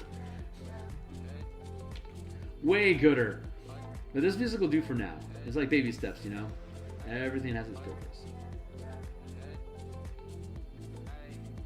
It's like the lottery. If I suddenly had a 200,000 subscriber channel and was making stupid amounts of money, I wouldn't know what the next logical step would be, because I didn't walk any steps to get there in the first place. Which is why people that win a lottery lose all their money, so they didn't gain any of the tips and techniques needed to take you from $1,000 a week to $10,000 a week to $100,000 a week to $1 million a week. You know, there's a huge learning curve and evolutionary process that goes from ascending from one, you know, tier of skill or influence to another that cannot be shortcutted. I mean, you can jump to the front of the line, but if you fall down, you won't know how to get back up. So it's super unstable, risky, and honestly, it's not. I'd rather build it slow and have it be something that I just like totally understand. Like, I know where this audience is coming from. I know who's resonating with this. I bet people will resonate with that. Blah, blah, yada, yada. I want to be in that position, and I don't care how long it's going to take for me to get there.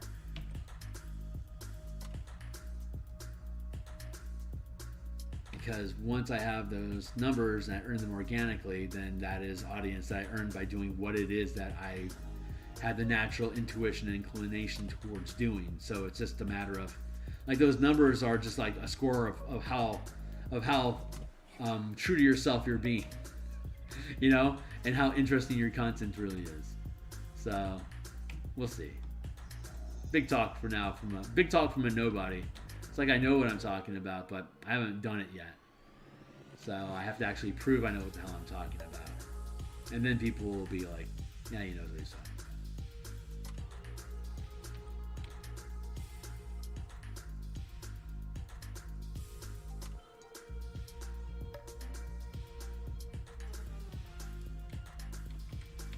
Voodoo.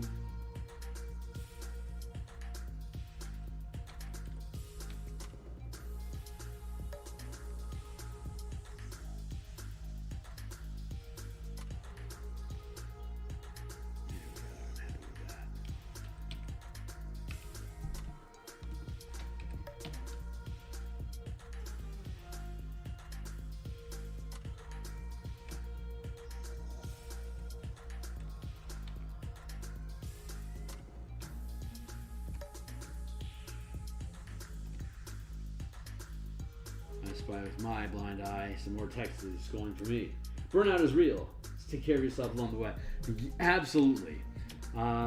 That's why I limit my screen time with production. I have a lot more production happening than I have on screen. I can shift gears between stream time and quiet production time because like I get to listen to different types of music. I can I'm engaging. I can sit there and not say a word for hours as opposed to me yammering on like I do in these chat threads. It's a different type of interaction. So they're very much different roles, which I like a lot. Like I'm finding like mechanical development, like writing text and stuff, like the Marshall Powers from earlier today. I think people like to tap into that to see, like what do I got going on, but I don't think it's as intrinsically just interesting as the cartography and the art thread. But that's only because I can, autonomically manipulate the artwork without having to slow down my conversation speed, because it's pretty remote control. So I think just doing artwork in general is more engaging because people are interested in seeing how the pixels get pushed and the decision making process, like the real time troubleshooting effort that goes on and figuring out how the painting is actually going to work and end up being aesthetically pleasing. And there's a lot more cathartic satisfaction from the audience of seeing a piece get completed because you've been along for the ride, So there's a lot. I know that like a lot of Indestructible's channel gets a lot of retention from people when they engage in the chats because you like become part of the creative process at some point. Like when he starts dipping into the crowd and asking about stuff, you kind of jump into the creative role with them and pick things apart and get him to make hot takes on ideas that people put out there and then understand why, which I think is super awesome. I want to get into that sort of space as well, where when people are throwing ideas, I can take them or leave them, but if I leave them, explain why it is that I don't think that particular idea resonates with whatever solution I'm looking for. So it becomes, so people are rewarded for putting out ideas. It's not like you're going to get shamed or put in your place or nothing because, you had an idea that I didn't take. It's an opportunity for us to, well, A, for me to see what other people are thinking about stuff, but B, for people that are throwing out the ideas to get my hot take on, if this is it could be a random idea that they had just this instant, they're just spitballing, and just to see how things stick, or it could actually be something that somebody's been thinking a lot about and see an opportunity to have that mechanic be expressed through somebody else's work with them. And so both of those ideas can be very, very, very compelling. So I now get to use the other color, and it is 9:10. So I bet this is gonna pop here in a minute.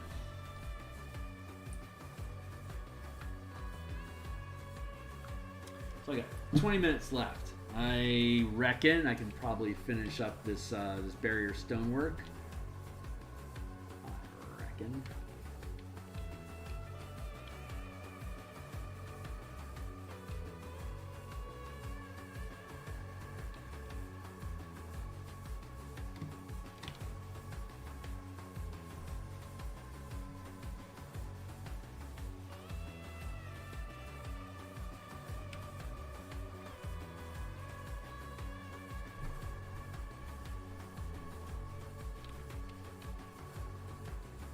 Then we'll be back tomorrow morning and we'll do some scabbard painting, like actual painting illustrations, color illustrations.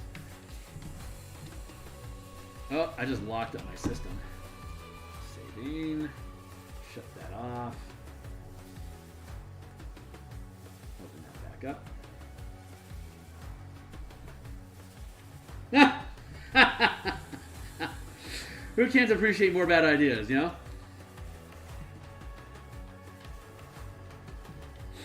You're doing great, man. You keep being you. You're doing great.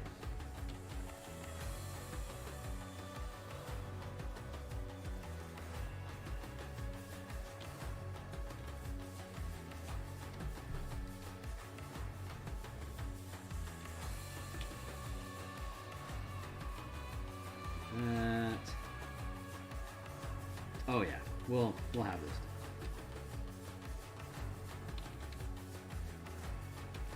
Watched Big Trouble Little China again for the first time in a couple years, and every time I watch that movie, it's just funnier and funnier. It's so campy, over the top, snarky. I love it. It just feels like a comic book. It's such a great movie. Just love Big Trouble Little China.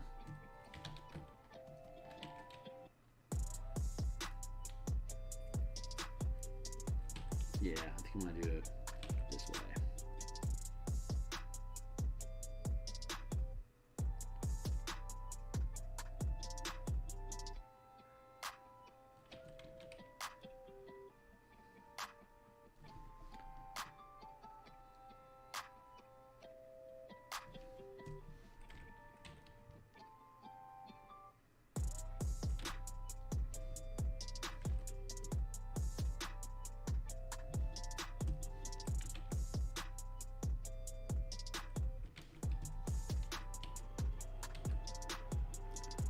Oh, my fire's burning out. I have a wood fireplace like 7 feet that way on. Let's see if I can.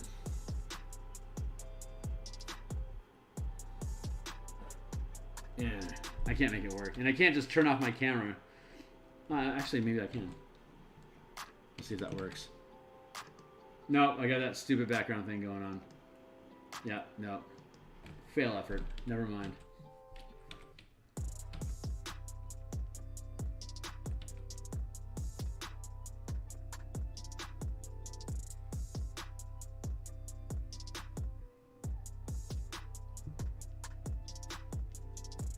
Hell yeah, man. Love Big Trouble.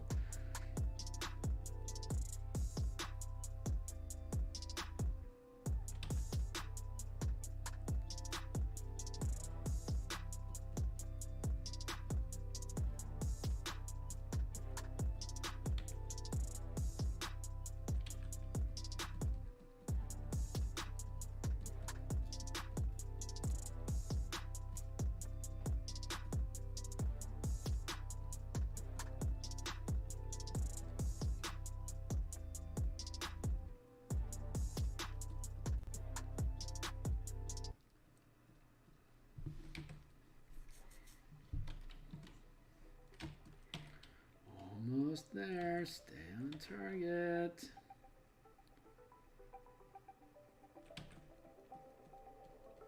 I'm really looking forward to coming back tomorrow morning. God, I love morning streams. I love them so much. I love going to bed early, excited about waking up the next day and hitting the pavement with a bounce. And God willing, I get a decent night's sleep, so I'm not dragging utter ass when I get to the pixels.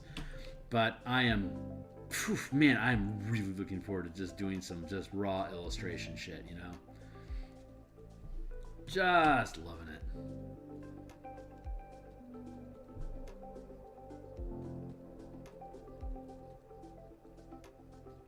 There, that's good. Almost there. Stay on target now. Stay on target with me.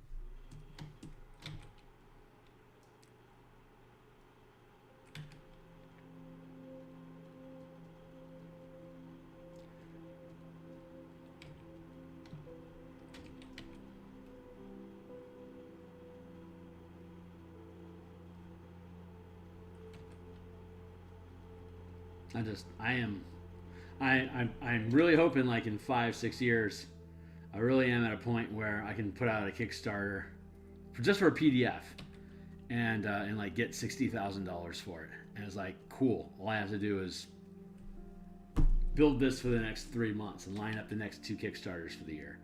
You know, like just, oh my God, it'd be amazing. Live off of Kickstarters. Jesus Christ, what a dream. I could go anywhere in the world. I could go anywhere. I could hang out in Spain. I could have a very small footprint. I can work off of a cruise boat 9 months out of the year. Just to have a tablet on hand with me and just fire out product. God, that's so cool.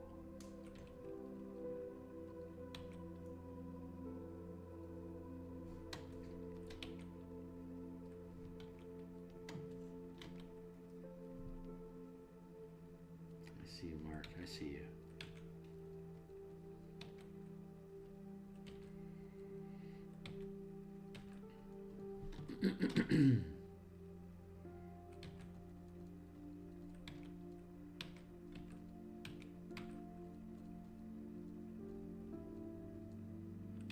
My brother George lives in Germany. He's one of my college gamer allies that is constantly surprising me. He lives in Germany, and he's been eyeballing Spain as a retirement community.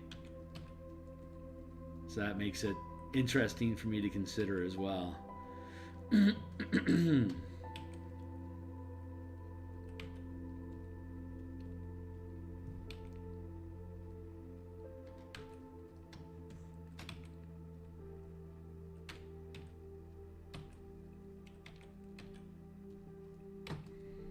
Maybe I'll get there someday.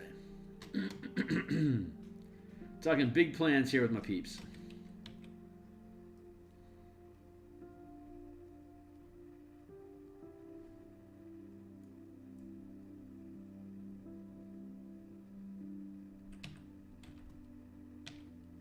It's a little messy. I might have to fix that. You can tell I'm getting fatigued in these cartography projects because the line work becomes less tight. It gets looser and sloppier. I'm like, oh. Fatigue was obviously setting in at that point. I needed to let that go a little bit sooner. Which is why I try to limit myself to, only doing like maybe at most 3 or like long shot 4-hour streams. So that like you said, burnout's a problem. And just in the temporary, you just have muscle and concentration fatigue. I call it attrition. If you check out the in the link down below in the D&D and the DMsGuild stuff, the color mechanic, the 5 color mana spell point variant rule core mechanics has a concentration mechanic called attrition, which is if you hold. Because I don't have any concentration limits. You can sustain a spell for as long as you can hold concentration on it. But as a balancing factor, we introduced the idea of attrition, which is the difficulty of the task requires a new saving, like a new concentration check over different increments of time, like daily or every 2 hours or every 10 minutes or every minute or every round. And the severity of the condition sets the tempo of how frequently you have to make it, and what the circumstance is will determine which ability score you're making a saving throw for. Like if you try to read too many books in a row, that's like a willpower check. If you try to stand still for too long, that's like a constitution check. If you're climbing, if you've been climbing a mountain for 2 hours while maintaining concentration on, like, say, elemental weapon, it'll end up being a strength saving throw that you have to make versus the 10 plus the level of spells, the amount of spell levels that you're maintaining. Because I'll let you stat concentration as well. So, like, if you're a 9th level wizard with a max spell level of 5, then you can maintain concentration on up to 5 spell levels at the same time. But the DC for maintaining concentration becomes 15, and any saving throw that you make is measured against your concentration DC. So if you've got 5 levels worth of stuff you're concentrating on right now, and somebody say pushes you and knocks you over, you may have to make like a strength saving throw. Which, you know, the wizard could just completely botch. Or, like, you can hit somebody, like, you could have, like, 3 or 4 minions flicking, like, a ray of frost at you, forcing you to make a strength saving throw or slow your speed by 10 feet. The 10 feet is nothing, but getting dinged every round by 2 or 3 support NPCs that are just trying to screw up your concentration by hitting you with low save cantrip checks, checking which of your weak stats you have over the course of 2 or 3 rounds, just trying to botch your concentration. That's actually pretty fun. And in our 17th level druid, she's pretty paranoid about how heavy she's going to stack mana. She's like, you know, I could stack up like stone skin on a couple of us by upcasting, you know, and then maintaining concentration on the upcast. But she's got some dog crap stats, so, and she never knows until they get killed a couple of times at an encounter point in the time travel loop.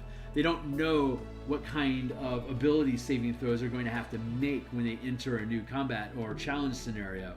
So it's always risky at first going with minimal resources because we don't really know what's going to end up happening. It might not be that big of a threat, but when they get iced, then they have to start escalating and paying attention to what's dinging us. And in that game, I actually make the players roll all the dice. Me as a DM, I never roll dice. So the armor class is a defense roll. So, like, I know, like, if I'm going to shoot them, like if a lantern archon is going to shoot them for trespassing in holy space, they're going to generally have to roll a defense roll of 20, or they get hit and damaged. In that system, with that variant rule, if their defense roll is below their concentration check, they also, anytime they roll anything that's damaging or stressful in combat, any d20 roll, if they can't hit their concentration mark, they blow all their concentration and lose all their spells. So but they may only have like 1 or 2 encounters a day, depending on what it is, how they prioritize their time. So making it nasty so that, like, there's hard consequences, and screwing up is losing that stuff will get them killed. It's a legitimate threat that helps balance the lack of lethality in the campaign in general. It's actually really fun. I now get to sweep across here again because there's some slop going on that I want to resolve. Then we'll drop the black in on here and then we'll call it done. Where are we at? We're almost at 9:30, so I'm about to push into some bonus time. But I didn't have a set deadline, so I'm just going to give myself a few minutes of fudge time here and see if I can clean up some of this mess. I'll have an opportunity to work on this off camera.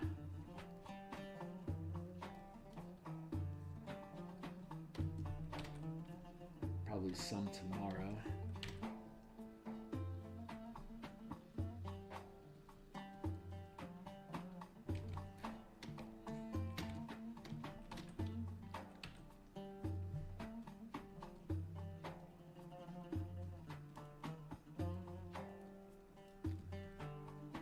Yeah, I love stacking concentration. It's super fun. But like I said, I used to run, 25th, like starting Gestalt characters in 3rd edition, at 18th level. So you have 18 levels of one class, and you have another 18 levels of another class that run together. Get rid of the common variable, like give them like the fighter armor proficiencies and the wizard spellcasting progression and all the feats that the fighter would get in 3rd edition. Like have all that stuff stacked together. And then push that campaign to level 26, 27. And your idea of risk and like the kind of damage that creatures can take and like what kind of problem solving you come up with as a DM to keep nigh indestructible characters interested and challenged with like puzzles and mental spaces, and like the combat stuff just becomes a part of the puzzle after a while. So that's what was I talking about? That's fun. I like doing that stuff. I don't remember why I was talking about that.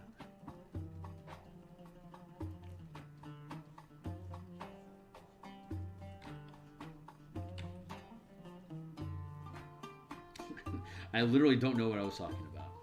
I just woke up. What I missed.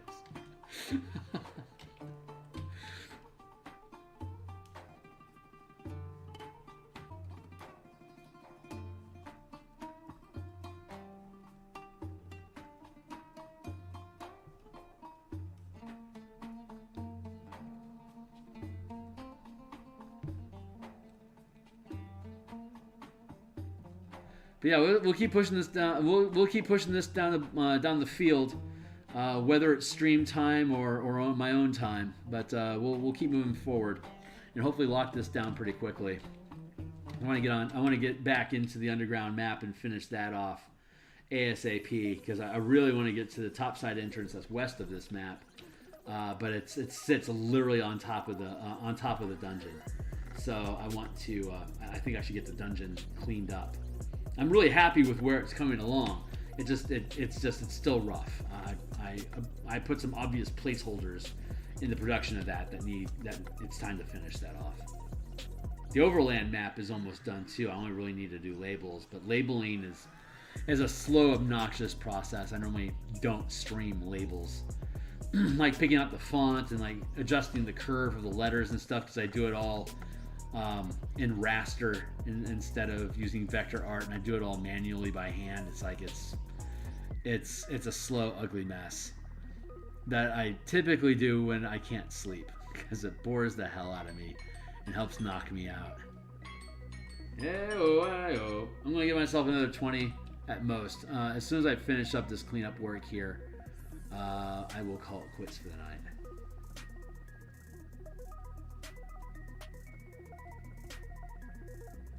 I know my gal's gonna be asking for some me time soon, so.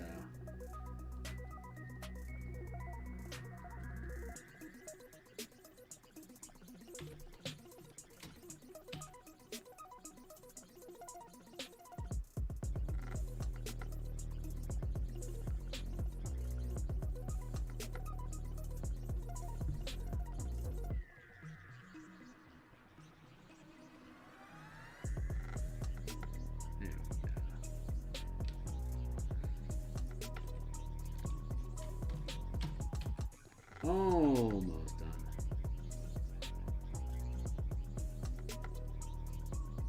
And then we'll come back. I'm going to see if I can get on by 5:30 tomorrow morning. My time. That would be 8 hours from now. I want to be live again in 8 hours, so I have a good stretch of time for me to really just clean up those scaver riders and get the color, the flats laid out underneath them, and see how far along that process I can get. God, I love illustrating. I love character art. I love doing D&D artwork. It's so fun.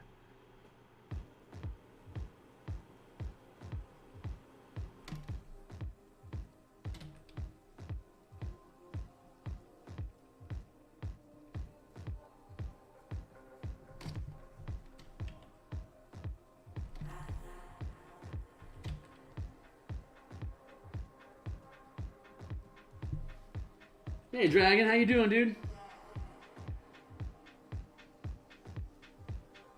It is nice to see you, my friend. I don't have much time left on my plate, but just to give you the view, we are in the process of fleshing out this topside entrance of this fortress that we have. The ladder leads down to this underground passage. You have to lift this gate up, and if you do, there's undead that are in here that'll start attacking you while your Hercules is holding up the thing. He's getting his legs bit. While your smaller team is taking shots at them from underneath the gate. But once you get that pushed up and out of the way, you've got this long tunnel run. Whoa, where'd that go? You start here, you go to here, and then here, you go to here, and then there. The water starts to pool. You can see here on the side map, this is the depth at 5 feet. It's at your ankle, it's a puddle here that you're walking in. By here, it's in your ankles. By here, it's past your knees. By here, you're treading water. And now you're free floating. And this is about when you start running into the drowned assassin undead that will try to drag you down. And if you can get yourself all the way to here, then there's the bunker door that's sealed shut. And there's the murder hole trap door that's also sealed shut above you. Or if you can go underneath water and hold your breath, you can go through these side passages, which will lead you into the next area that connects to this bunker door as well. If you go through the topside entrance here, you'll end up in this underground gatehouse where you can get a short rest or even potentially a long rest if you haven't alerted anybody's attention, and just hole up there and hope that no one shows up. Or you can go through these flooded caverns underwater, and you can hold your breath for like minutes. So it's easy to get through there if you can fight your way through the undead. And when you do, you can pop up and grab a breath in this poisonous area and potentially get sickened by it. But then there's like Steropers, and there's like a shambling mound, and there's an Ultiug, a black pudding, assassin vines, and floating undead that are all just littered through the cavern that this leads into. So it's a huge death trap. Or if you can get your way through this massive bunker door here, it'll flood the entire area that's beyond here. It'll flood it with water, and then everyone knows you're there because there's a massive, there's a waist high. The whole region gets flooded waist high with water. So like there's like a super stealthy way in. There's a hard combat way in, and then there's a here we are. What are you gonna do about it sort of way. But then there's also two other entrances that can get you in here as well beyond just this gate. There's multiple ways into the underground dungeon, and each one of them presents its own obstacles and challenges to get to it. So it's pretty fun. I'm proud of it. This is a particularly good piece. So it's I'm really proud to be a part of this project. Super freaking cool. But I'm just trying to stitch up these loose ends here to clean up this rock surface so that I can lock down my evening and walk away from this task complete, and then we can dive into the darker texture here that we have going on. And then as Anzi was pointing out, to get the figure out a light source so that we can have some variety and light in different light signatures on these different surfaces that we're developing here.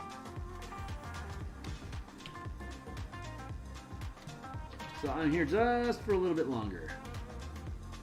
But I'm going to be back tomorrow morning in about 8 hours, and we'll have a good 2 some odd hour stream that will continue the Space Shark Rider, the Scaver Knight illustration that I began, the first official interior art piece for the Spelljammer Combat and Exploration book that I have been putting together with Ukulele Bard and Adam Hancock. God, the thing is so close to being done. That book is just, the first draft is so ridiculously close.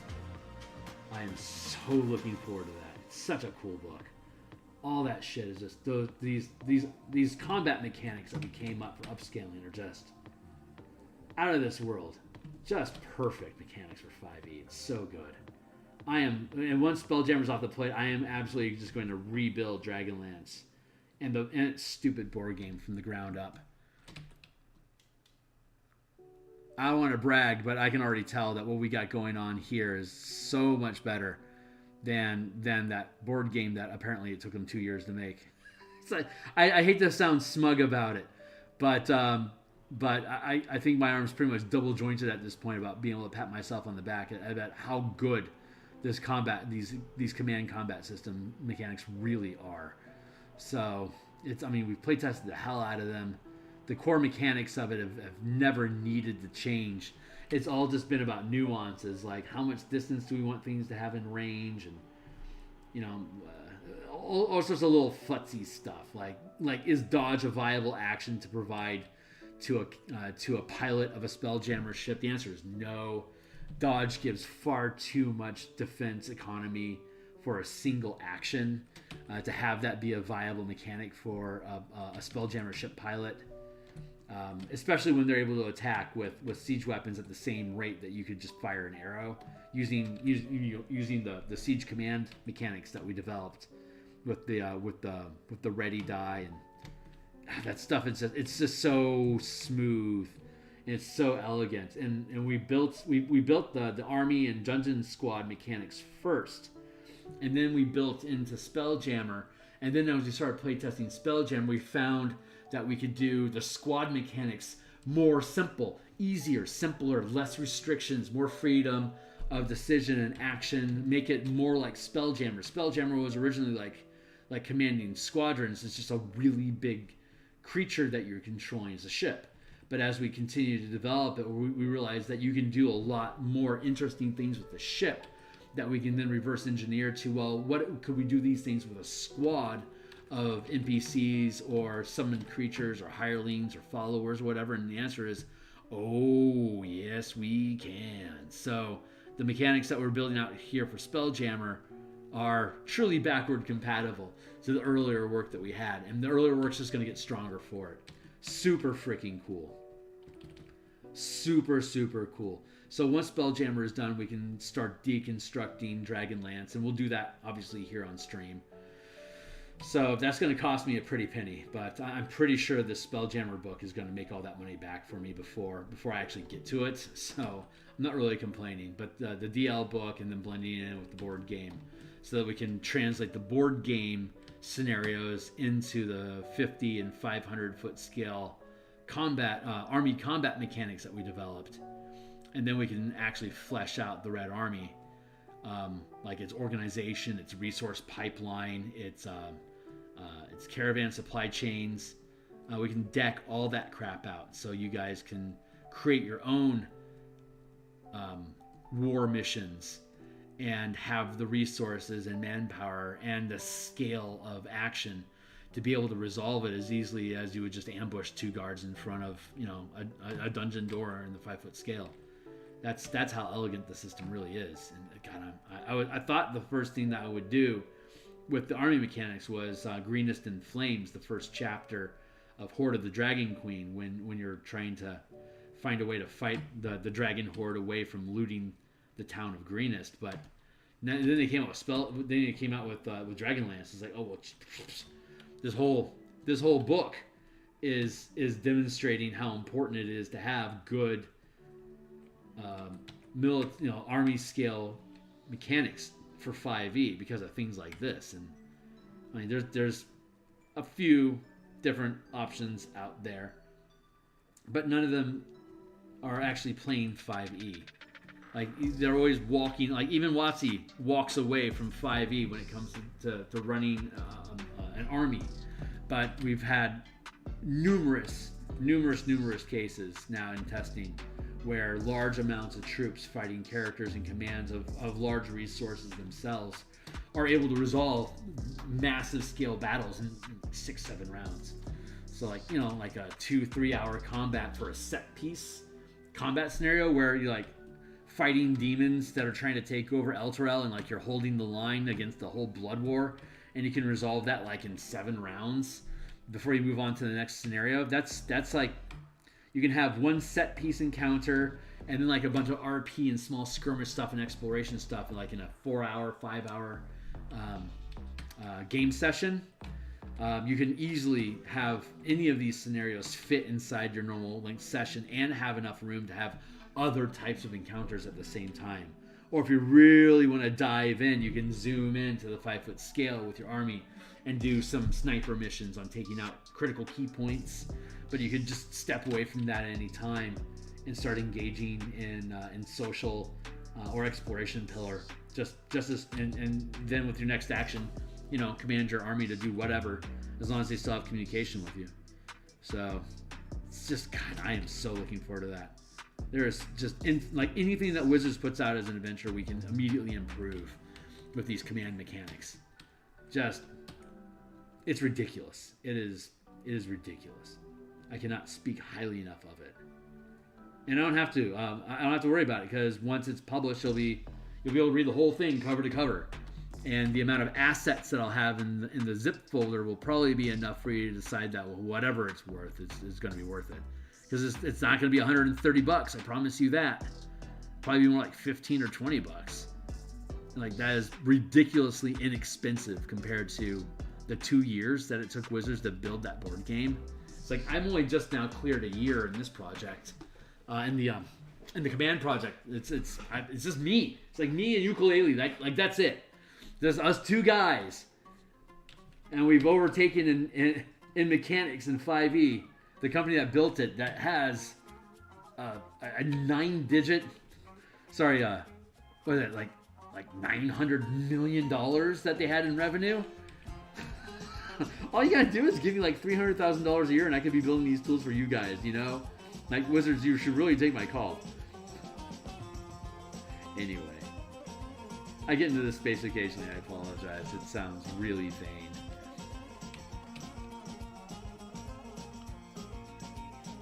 I'm just thrilled that no one else had realized these things are possible, and that like it gets to be me that invents them. Like, that's my name that's going to be on this shit. That's cool. Like, that is a victory.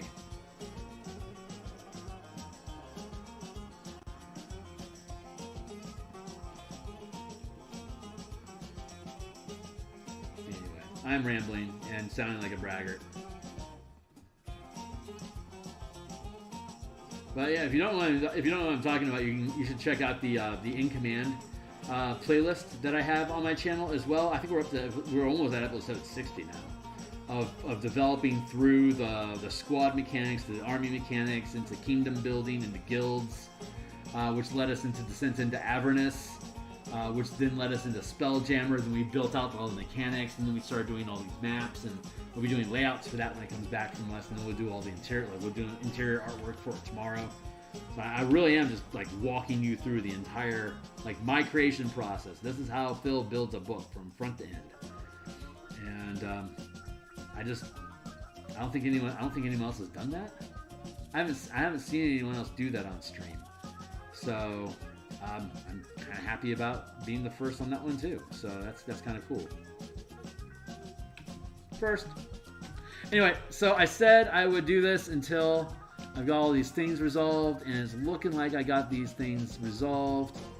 So I'm going to step off stream and dive back into it with you guys in about 7.5, 8 hours.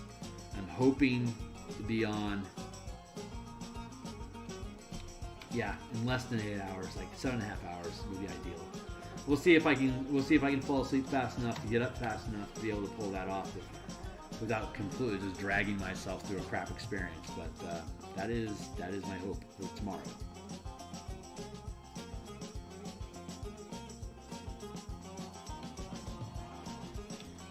Just nitpicking here real quick before I cut. Picking minutes. Made it out.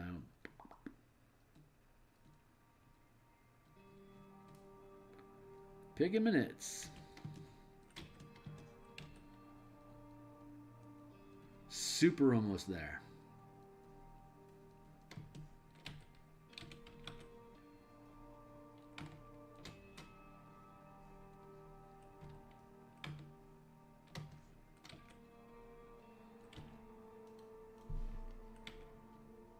All right, I think this is the last little nigget that I needed to resolve. Niggly bits. There.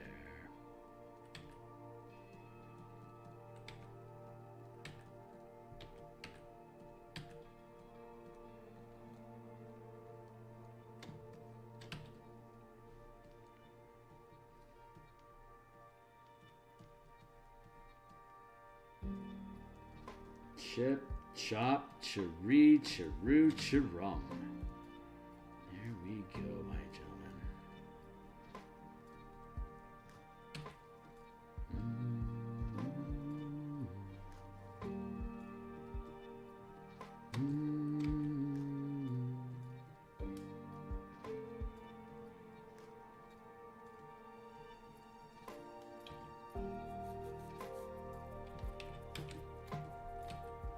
Oops, still some niggly bits over here. Gotta take care of the niggles.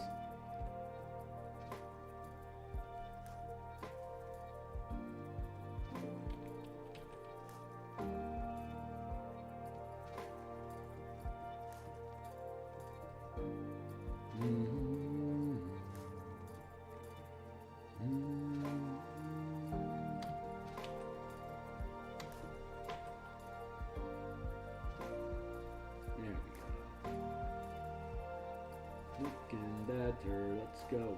Clip.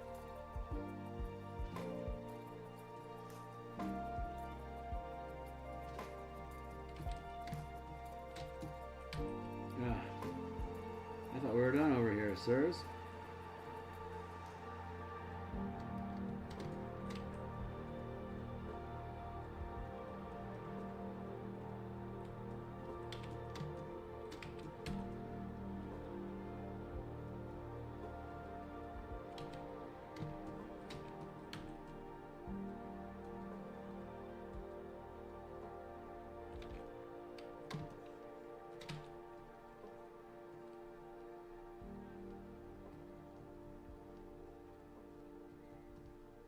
I'm gonna resolve this before I let it go.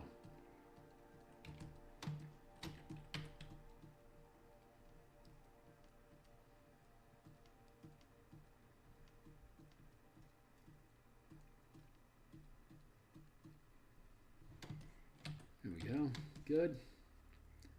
Good.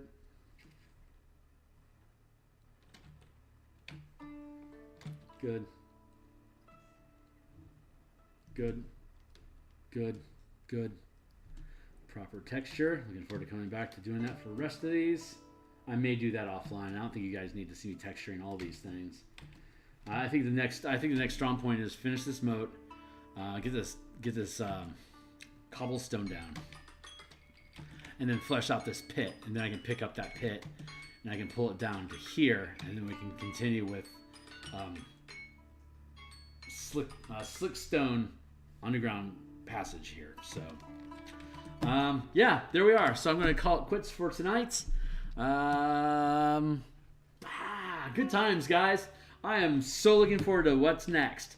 I'm going to shut that off, and I'm going to go ahead and just prep up the we'll pull these guys up and be ready to go. So we'll have to find some references for armor color and the scavers, and then we can the rain and the atmosphere and the astral stuff that they're swimming through will be easy enough. This shouldn't actually be that difficult to achieve, and this is going to be like a little like a corner vignette, like at most like a quarter page illustration at most, probably less. But it's cool, so I'm having fun. This is what we'll work on tomorrow.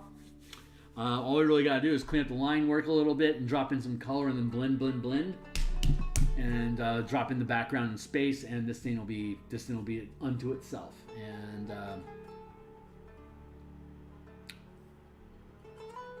man, there's so much cool stuff coming down the pipeline, guys. I am so looking forward to it.